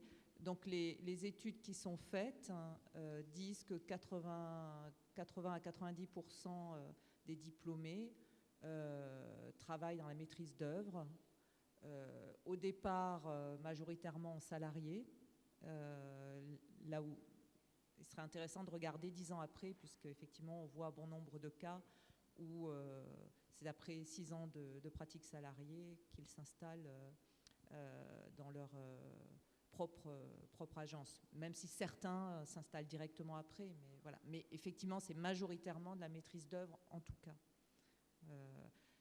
Après, tout le monde ne répond pas aux enquêtes, et peut-être que les atypiques répondent un petit peu moins aux enquêtes. C'est difficile de le savoir. Voilà. Mais quand même, la très grande majorité fait de la maîtrise d'œuvre. Alors ça, si je puis me permettre, c'est quelque chose qui m'a toujours fasciné dans les écoles d'architecture. Donc moi qui ai fait une école d'ingénieur avant, en fait, ce que deviennent les gens qui passent par une école d'ingénieur, c'est parfaitement su. Tout le monde sait exactement ce que deviennent les gens, quelle est leur carrière, quelle proportion va dans tel secteur, dans tel autre, combien ils sont payés, combien il y en a au chômage, ceux qui sont au chômage, en combien de temps il leur faut pour trouver un boulot. Ça, c'est un truc qui m'a toujours fasciné. En école d'architecture, j'ai l'impression que jamais personne s'est intéressé à la question. Pour une bonne raison, c'est qu'effectivement, une enquête est faite sur les sorties de l'année d'avant ou 2 ans avant. Et d'ailleurs, c'est une enquête ministérielle que nous, à l'école, nous complétons de façon à avoir plus de réponses et des réponses un peu plus détaillées sur justement les modalités de... Donc il y a, je pense que c'est en ligne d'ailleurs sur le site de l'école, hein, les dernières enquêtes. Donc on va un petit peu plus loin. Après, la différence entre les écoles d'ingénieurs et les écoles d'architecture, c'est que dans les écoles d'ingénieurs, il y a des structurations des anciens diplômés, hein, et souvent les moyens de mettre en place au sein des écoles un suivi de ces parcours. Ce que nous souhaitons faire, il y a un recrutement en cours pour justement créer un observatoire des parcours depuis avant le recrutement, le parcours à l'intérieur de l'école, prenant en compte les mobilités, les années de césure qui se développent, etc., et aussi l'après-école. Voilà. Mais ça veut dire qu'on n'a pas d'emploi pour le faire, donc voilà. Et c'est d'ailleurs une chose qui a été soulevée dans la réunion de tous les directeurs des écoles, pas plus tard que la semaine dernière, auprès du ministère, en disant « donnez-nous les moyens de faire ce travail-là ». Parce que dans notre profession, ça ne touche pas que les écoles d'architecture. Hein. Sur l'activité des architectes français à l'export, par exemple, Il n'y a aucune donnée fiable. En fait, on ne sait pas combien il y a d'architectes français qui travaillent à l'étranger. Ça fait partie des sortes de trous noirs en fait, des données françaises. C'est ce que font exactement les architectes. Encore, à Belleville, il y a une certaine, par rapport à d'autres écoles, il y a un sentiment d'appartenance à l'école. Donc on a un peu plus de réponses quand on sollicite, puisqu'on a quand même un fichier plus ou moins à jour, et je vous engage tous à vraiment le mettre à jour, des anciens de l'école.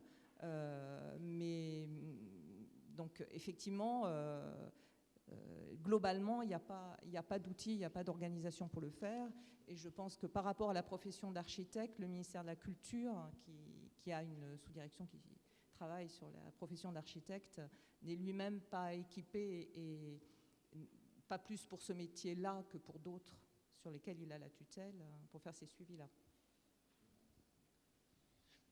Donc je voudrais justement retourner la question à Pierre et Fabienne, de savoir dans le choix qu'ils ont fait des 10 anciens élèves, comment vous avez fait votre choix de profil et pourquoi il n'y a pas de salariés ici?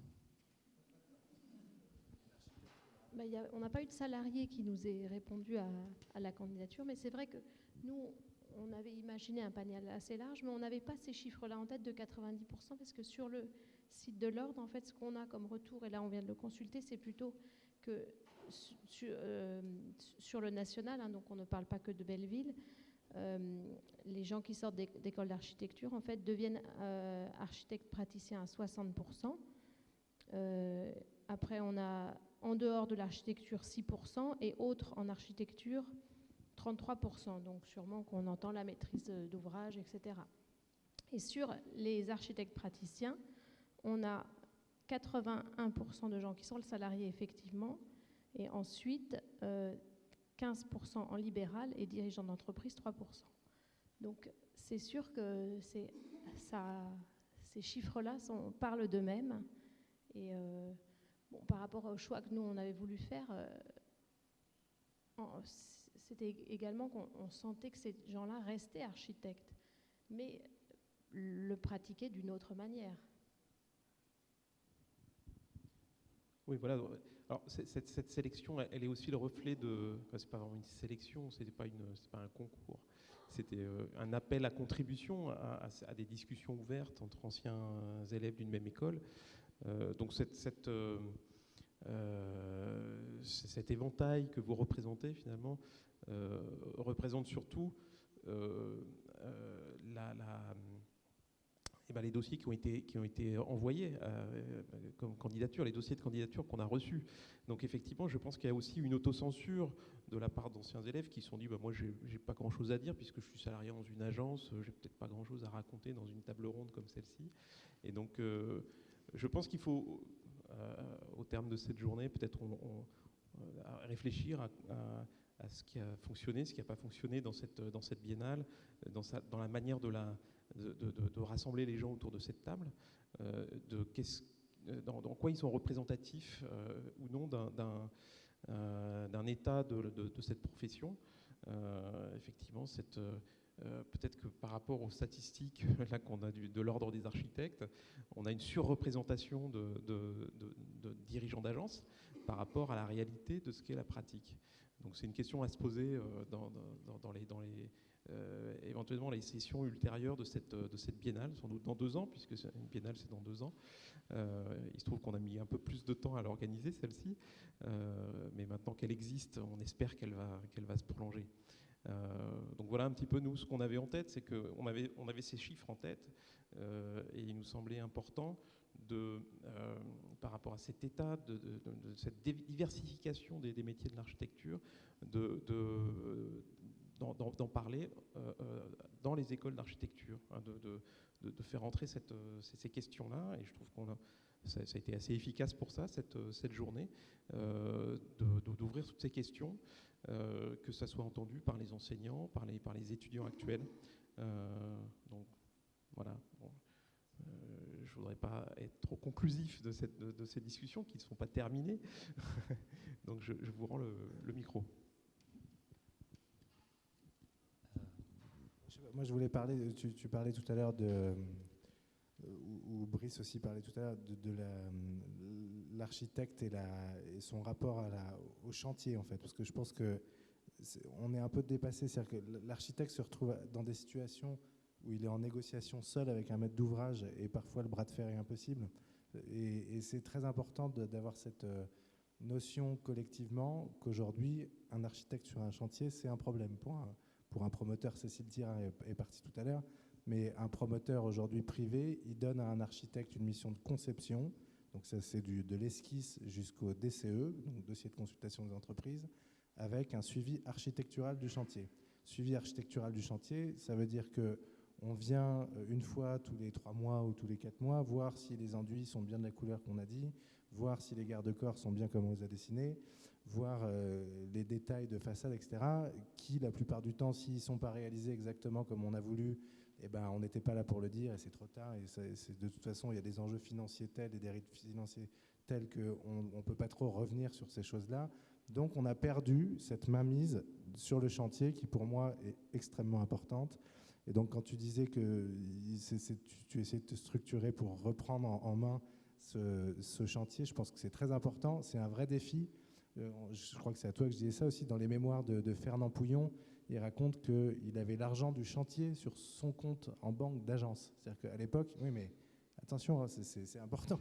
C'est un chantier de logement, on disait, bah, Monsieur Pouillon, voilà 40 millions d'euros sur votre compte en banque, c'est vous le chef. Et ben oui, mais n'empêche que c'est lui qui gérait et il prenait ses responsabilités avec les risques que c'était, d'ailleurs, parce que c'est un risque, c'est pas très confortable, mais en même temps, c'est le moyen de faire des projets qui soient cohérents avec nos envies.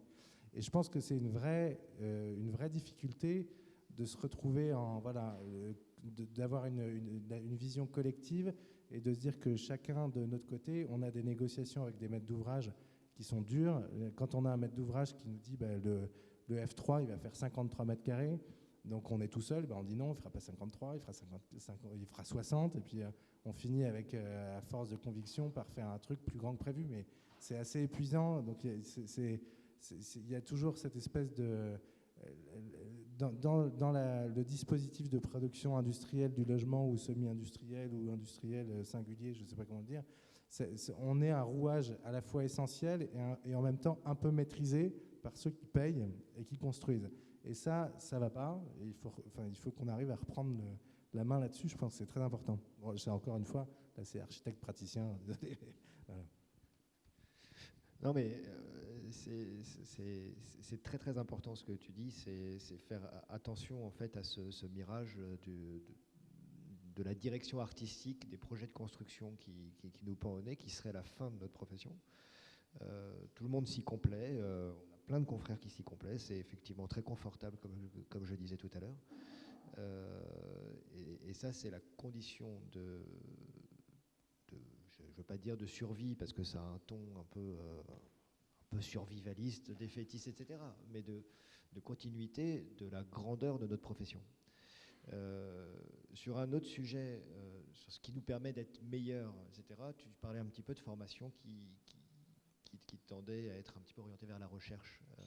Je pense que c'est un autre sujet qui est très important dans la transformation et aller jusqu'à dire la restructuration de notre profession.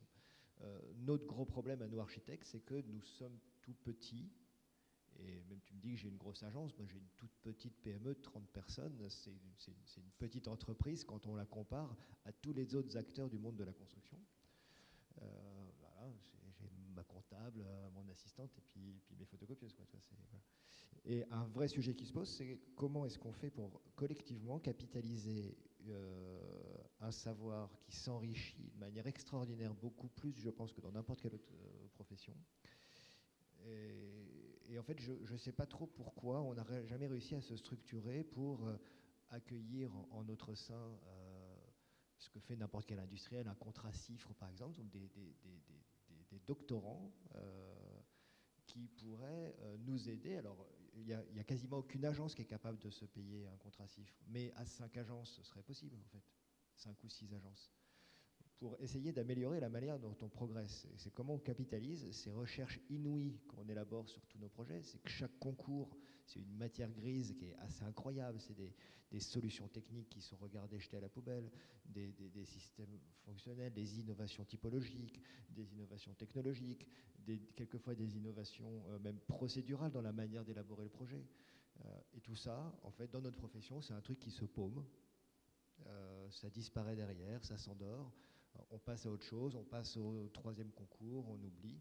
Et en tout cas, ça remonte jamais. Et c'est une vraie question qui est très ouverte que je lance un peu au corps enseignant, à mes confrères. C'est comment il serait possible de se structurer pour fabriquer une sorte de capitalisation collective de la recherche assez inouïe qui se passe dans toutes les agences d'architecture en France.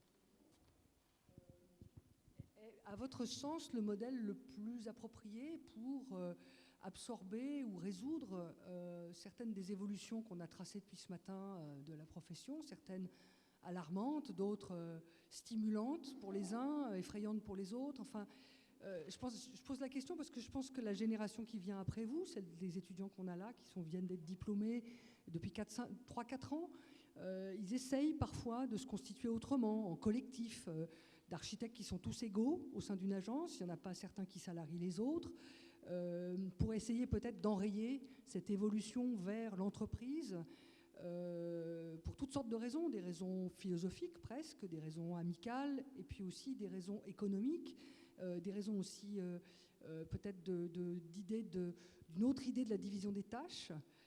Parce que, je sais pas, moi, quand j'ai commencé mes études d'architecture, quand j'ai fini mes études d'architecture, j'ai travaillé chez des architectes chez lesquels il y avait encore des dessinateurs, des dessinateurs projeteurs, des dessinateurs qui étaient formés dans des écoles de dessin et qui n'étaient pas des architectes. Et aujourd'hui, dans les agences, quand même, le modèle le plus répandu, c'est il y a les patrons qui sont les architectes libéraux, et puis ils salarient des architectes qui sortent des écoles, qui sont aussi architectes, qui ne sont pas dessinateurs, et qui passent leur vie à dessiner, en fait, sur de l'AutoCAD, ce qu'on disait ce matin.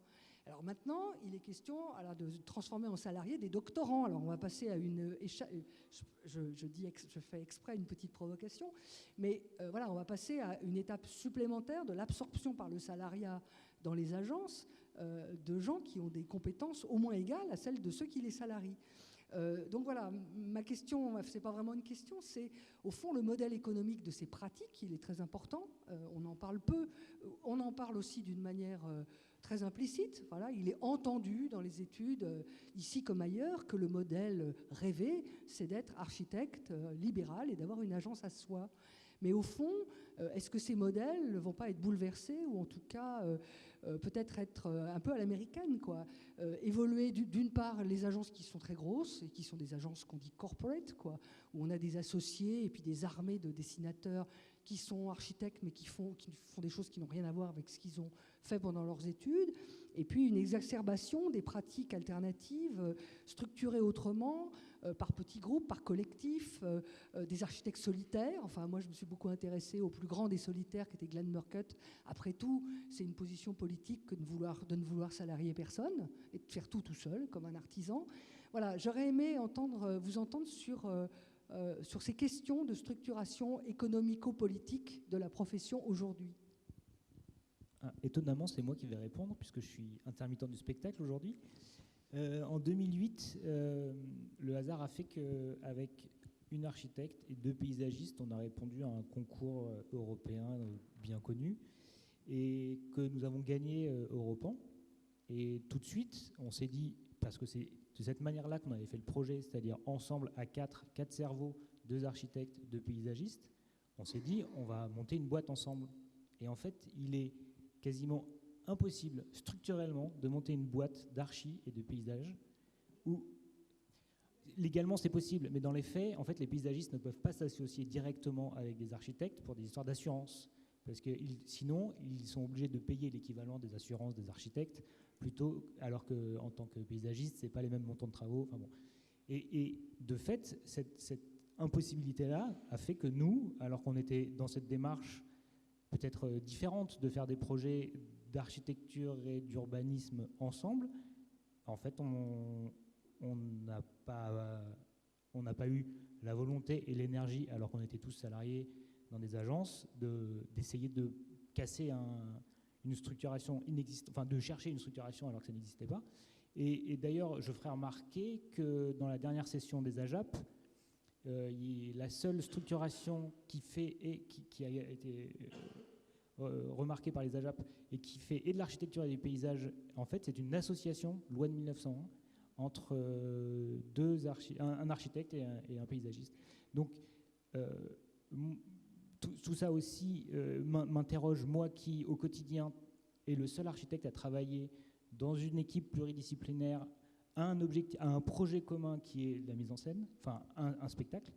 Je me rends compte que dans le monde de l'architecture, en effet, on se retrouve toujours à faire ensemble des projets, mais ensemble, tous quasiment de la même formation. Et ça, c'est des questions qui, moi, m'interrogent. Et aujourd'hui, il y a difficilement de réponse, j'ai l'impression. Et quand on veut essayer de s'échapper de ce schéma-là, il faut... Là encore, le chemin est long et le chemin est quasiment plus important que les projets.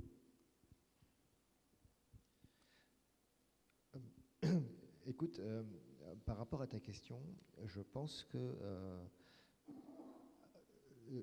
une des manières d'y répondre, en fait, c'est la question de la responsabilité dont je parlais tout à l'heure. C'est qu'à partir du moment où tu considères que l'architecte est maître d'œuvre qui prend la responsabilité, il est capable de, en fait, quelque part, de signer un contrat, d'assumer le fait que le bâtiment se mette à fuir, etc.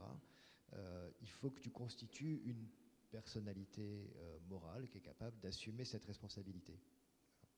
Après, effectivement, en France, dans notre contexte juridique, une personnalité morale, ça s'appelle une entreprise, en fait. Ça s'appelle une personne morale, juste. Il n'y en a pas d'autre, hein, en fait. C'est qu'en fait, tu peux te dire que tu fabriques un collectif, mais le collectif n'a pas de statut, juridique, en fait.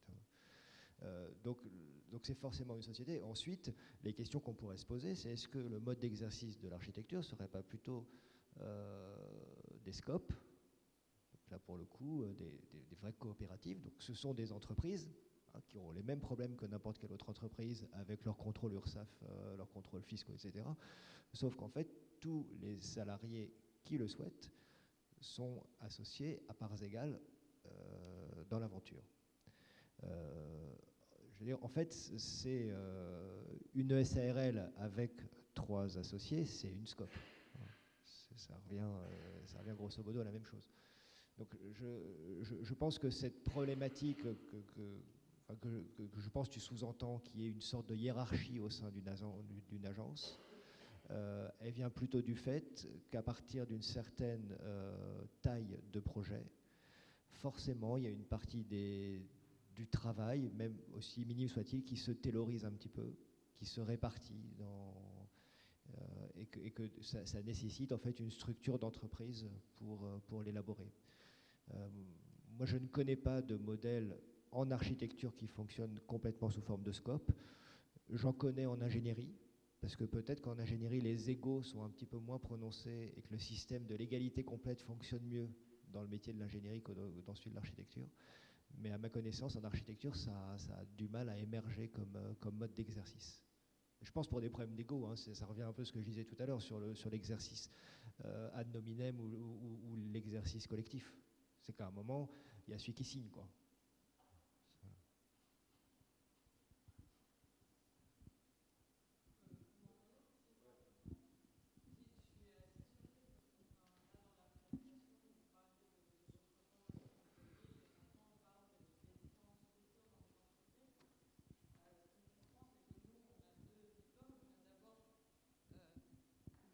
D'État et on peut s'en arrêter là si on a envie.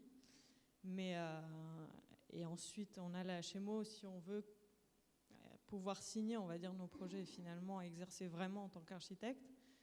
Je suis surprise parce qu'il y a un manque de logique entre les deux passages, c'est-à-dire que pendant toutes les études on n'entend jamais parler des structures, alors que notre métier dépend quand même de la bonne compréhension de ces structures et de savoir jouer avec et savoir quelle structure on va choisir en fonction du métier qu'on veut exercer.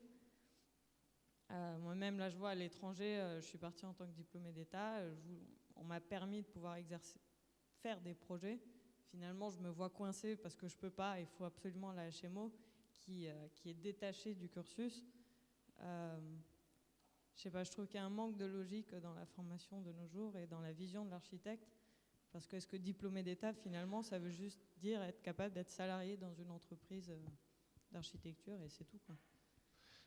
Non, je disais tout à l'heure, peut-être un petit peu hâtivement, qu'il y avait un problème sur la HMO. Je pense que le système de la HMO a été lancé trop rapidement et personne n'a cherché à améliorer le système. Donc effectivement, aujourd'hui, ces décodages, pour ne pas dire enseignements qui existaient au sein des études d'architecture plus ou moins bien faits avant, aujourd'hui, il est complètement repoussé dans cette année qui est censée être optionnelle et qui existe ou non chez... Ensuite, l'ordre des architectes joue un rôle très ambigu dans le dispositif parce que théoriquement, avec ton diplôme d'architecte diplômé d'État, ton diplôme est censé être reconnu à l'étranger en tant que diplôme. Et donc à l'étranger, tu es capable de l'utiliser ce diplôme comme un diplôme étranger. Après, si tu es dans un pays qui demande une période d'habilitation et que tu n'as pas fait ta période d'habilitation en France, c'est pas complètement choquant que tu te fasses habiliter dans le pays en faisant ta période d'habilitation. Oui, mais dans ce cas, on n'est pas architecte diplômé. Enfin, si moi, par exemple, on me demande de signer un projet à l'étranger, que dans la pratique, je ne peux pas, parce que les ministères savent que c'est la HMO qui donne l'habilitation, moi, je ne vois pas l'intérêt qu'on me donne un diplôme alors que je ne peux pas l'exercer comme on me l'annonce.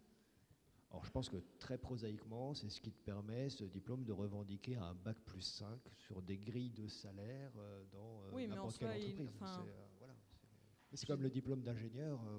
J'ai des amis architectes intérieurs qui finalement font la même chose que ce que je pourrais faire en diplômé d'État, alors qu'ils n'ont pas eu les mêmes formations, on n'a pas les mêmes questions, on ne se pose pas les mêmes questions.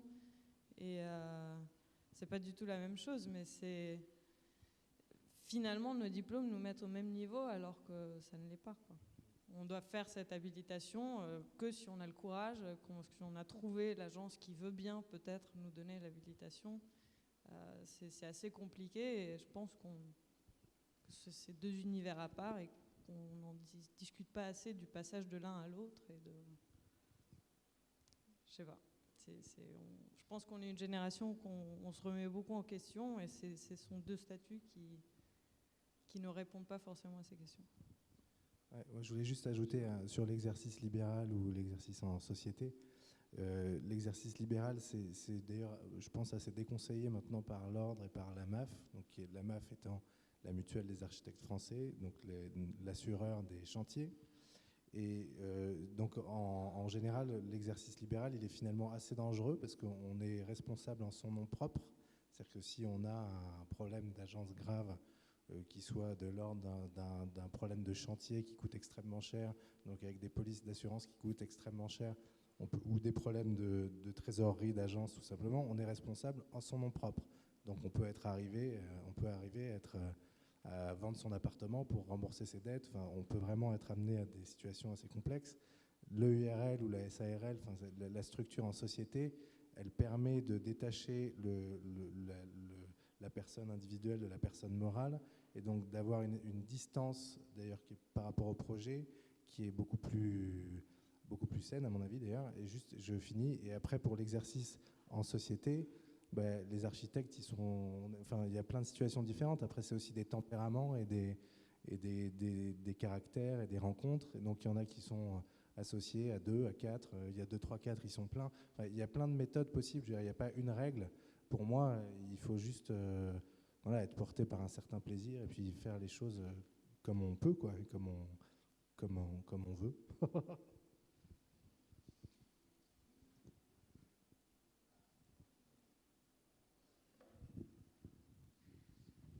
Cette histoire de l'architecte qui, au fond, a la responsabilité légale du projet pendant 10 ans, enfin décennale, quoi, me fait penser à l'autre jour, un ami architecte me montrait un concours sur lequel il est invité, un concours de logement. Le plan masse a été fait par un architecte urbaniste, qui est architecte, mais qui a fait le plan masse en tant qu'urbaniste, et qui a tellement verrouillé les volumes qu'il n'y a pas 50 manières de faire du logement dans les volumes en question. Donc voilà, il y a un concours entre 4 agences, qui va être un concours à peu près de façade, d'habillage de volumes déjà conçus, et où on se demande, au fond, si le recours, parce que pour faire des façades, comme Brice le disait, on peut être tout à fait, on peut être un designer. Stark l'a fait il y a longtemps, habiller des bâtiments au Japon pour des marques. Il n'y a pas besoin d'être architecte. Donc, au fond, on peut se demander, je vous pose la question, est-ce qu'en forçant un peu le trait, peut-être à peine, la dernière raison pour laquelle on embauche des architectes, c'est justement pour leur faire endosser cette responsabilité décennale ? En tout cas, le concours avec un urbaniste qui a fait un plan masse figé où il n'y a pas de solution, ça c'est faux. J'ai jamais vu ça de ma vie. Non. Moi, j'ai aussi fait des concours comme ça, avec un bâtiment de 13 mètres d'épaisseur contenu comme c'est. Non, mais en tout cas, ce que je veux dire, c'est que même avec un périmètre extrêmement précis, des contraintes précises, justement, et d'ailleurs c'est là où notre formation nous rend une élasticité d'esprit telle que la typologie et le travail sur la typologie, on y arrive, j'en suis persuadé.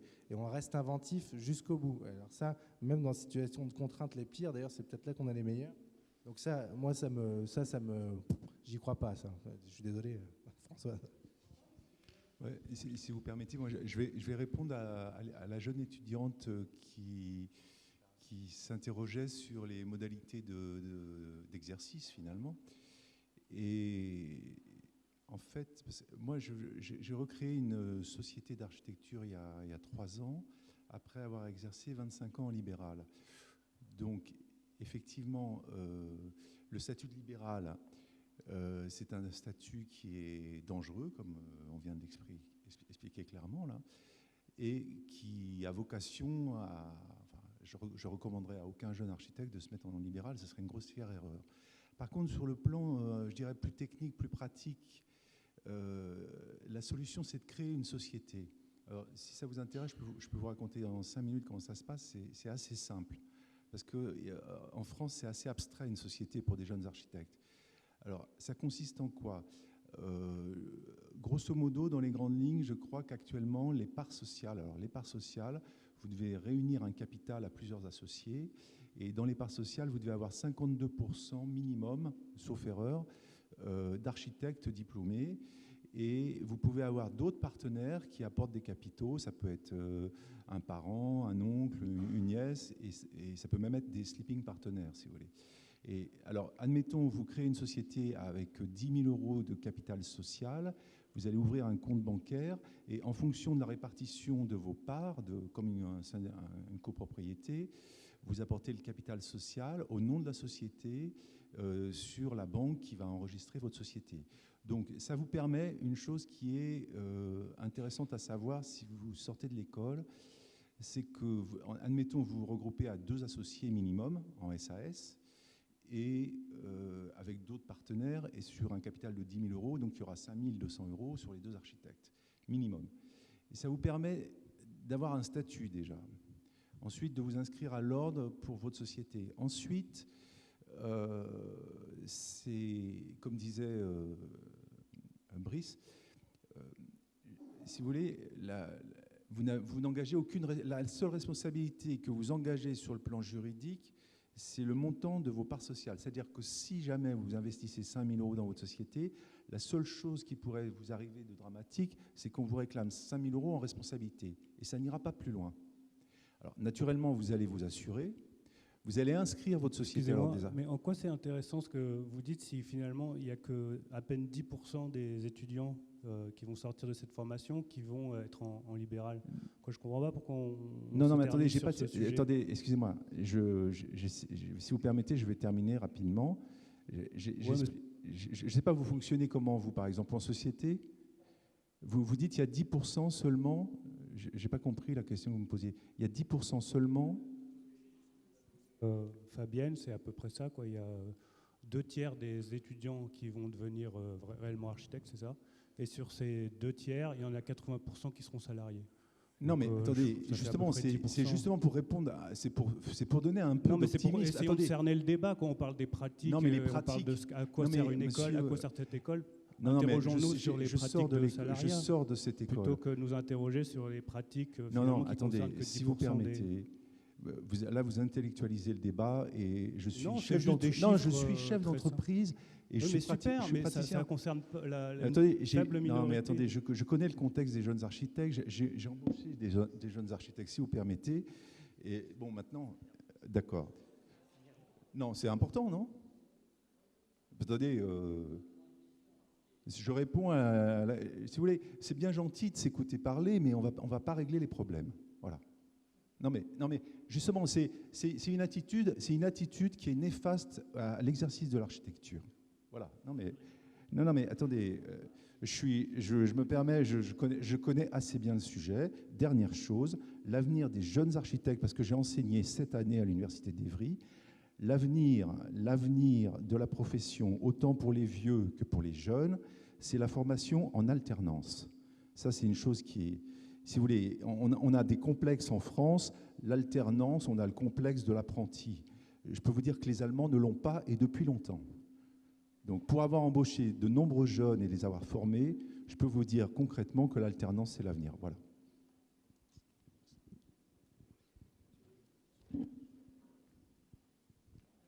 Bon, merci pour ce point de vue. Évidemment, il nous renvoie à l'histoire propre de l'enseignement de l'architecture en France, qui est née d'une grande crise de l'école des beaux-arts, où naturellement l'enseignement qui était pratiqué peut-être peut s'apparenter à ce que vous appelez l'alternance, c'est-à-dire une sorte de confusion aussi un peu entre l'enseignement et la pratique d'agence. Et je crois que les enseignants qui ont créé cette école, justement, se sont, sauf erreur de ma part, un peu rebellés contre ça. Donc peut-être pour des bonnes raisons aussi. Ouais, Nicolas, juste pour modérer, je ne sais pas comment vous vous appelez. D'accord. Juste, dans ce que tu dis, il y a un truc qui est important, on n'en a pas parlé là, mais qui est un des sujets, qui est un des enjeux de notre profession dans les prochaines années.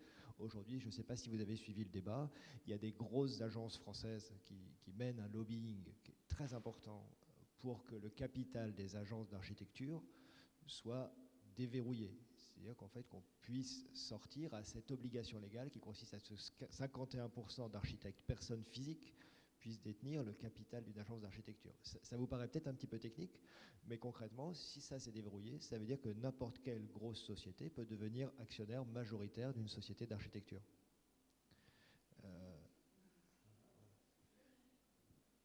Non, c'est pas du tout fait. Non, ça n'existe pas.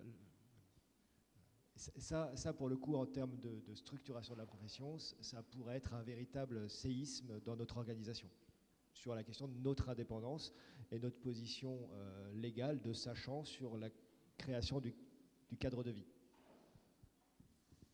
Bon, voilà, cette dernière discussion très vive. Merci à tous. Bon. Oui, je ne sais pas si vous voulez dire un dernier mot. Ça va.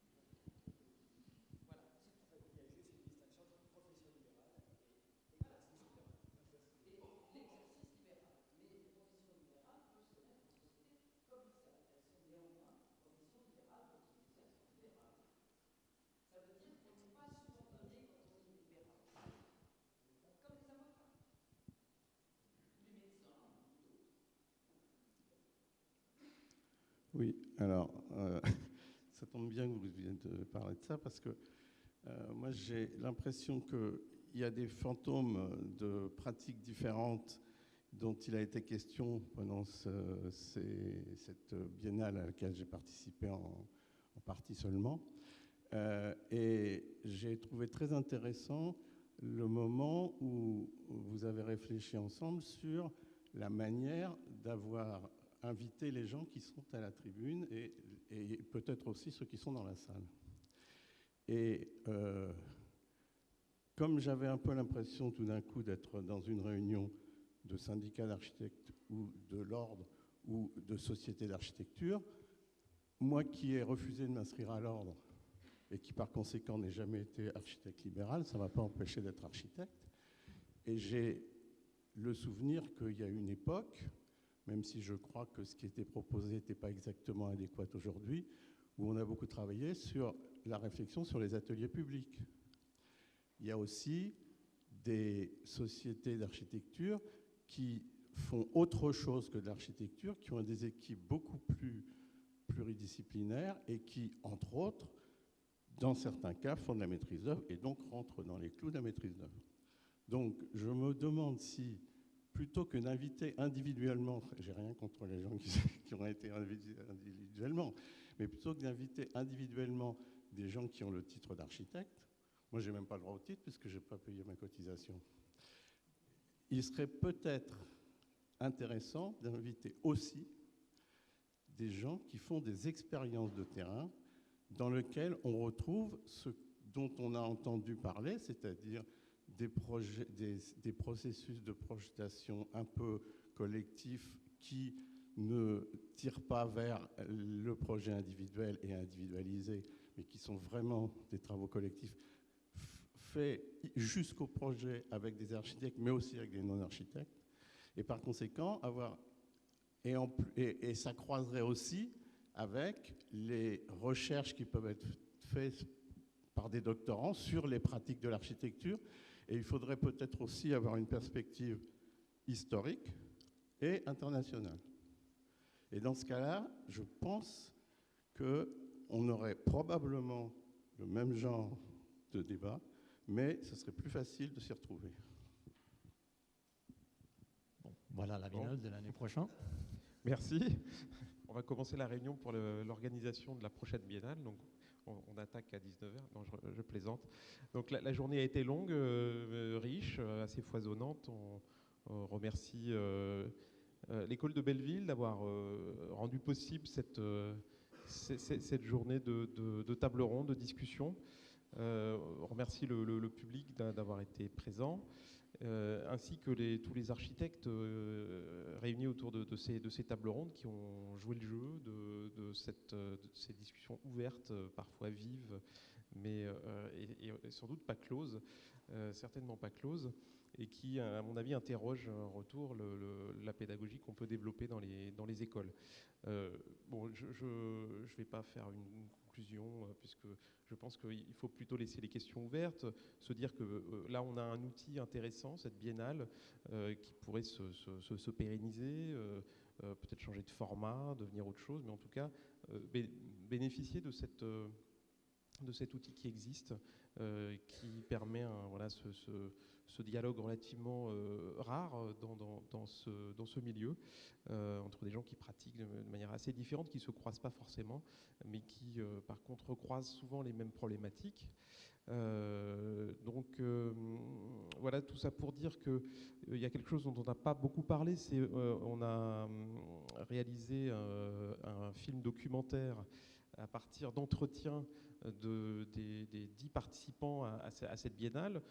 Ce film est projeté sur des écrans vidéo dans le hall de l'école, donc je vous invite à aller consulter ces vidéos. Parfois, ce qui est dit dans les vidéos n'a pas été dit dans les tables rondes, et réciproquement, donc c'est assez complémentaire, et c'est certainement ce qui restera de cette biennale, puisque ces vidéos seront sans doute mises en ligne aussi sur le site de l'école et pourront être consultées par les étudiants qui n'ont pas pu venir aujourd'hui. Voilà, peut-être le mot de la fin à Monsieur Brouin. Oui, je veux bien dire un mot. D'abord, pour vous remercier. Je pense que cette journée a été très riche. C'était le fruit d'un très gros travail que vous avez fait depuis des mois. Cette vidéo, effectivement, je pense qui est importante. Vous dire que, je partage complètement votre conclusion, c'est-à-dire que moi je pense que c'est très important qu'on ait ce lien entre des anciens élèves, des diplômés et des élèves et des enseignants de l'école. Je pense que c'est extrêmement riche de continuer ce dialogue et je je pense qu'il faut le continuer sous une forme ou une autre. Moi, je trouve que c'est bien que la première biennale, c'était une exposition, celle-ci, c'était une table ronde. Peut-être qu'on demandera à d'autres diplômés d'animer, d'avoir des idées pour la prochaine biennale. En tout cas, ce lien-là, il me paraît extrêmement riche, extrêmement fort, et je souhaite beaucoup qu'on puisse le continuer. Concrètement, l'annuaire des diplômés vient de sortir, donc vous en avez dans le hall et vous pouvez le récupérer. On vient juste de le sortir des presses, la dernière édition. La journée n'est pas terminée. Avant de vous inviter à boire un verre, je vous propose d'abord de voir l'exposition de l'ASOB, qui est l'association junior de la junior entreprise de l'école, qui fait une exposition dans la galerie pour exposer un peu ses projets. Et puis surtout, mais en plus, et très important pour nous, l'exposition des PFE de juillet. Là encore, je pense que c'est vraiment important qu'on puisse rendre public les projets des étudiants. C'est vraiment, voilà, moi j'avais très envie de ça depuis longtemps. Ça fait longtemps, je crois qu'il n'y a pas eu d'exposition des PFE. Donc c'est une première puisqu'il n'y a que ceux de juillet. Il y a 3 enseignants qui ont beaucoup travaillé à cette exposition, qui sont Jean-Luc Michaud, David Chambol et Michael Monte. Donc on va inaugurer cette exposition tout à l'heure. Et puis on va aussi rendre hommage aux enseignants qui partent. Il y en a 6 cette année qui partent à la retraite et qu'on va remercier collectivement. Voilà. Je crois que j'ai tout dit ce que je voulais vous dire. Merci encore et on reste ensemble.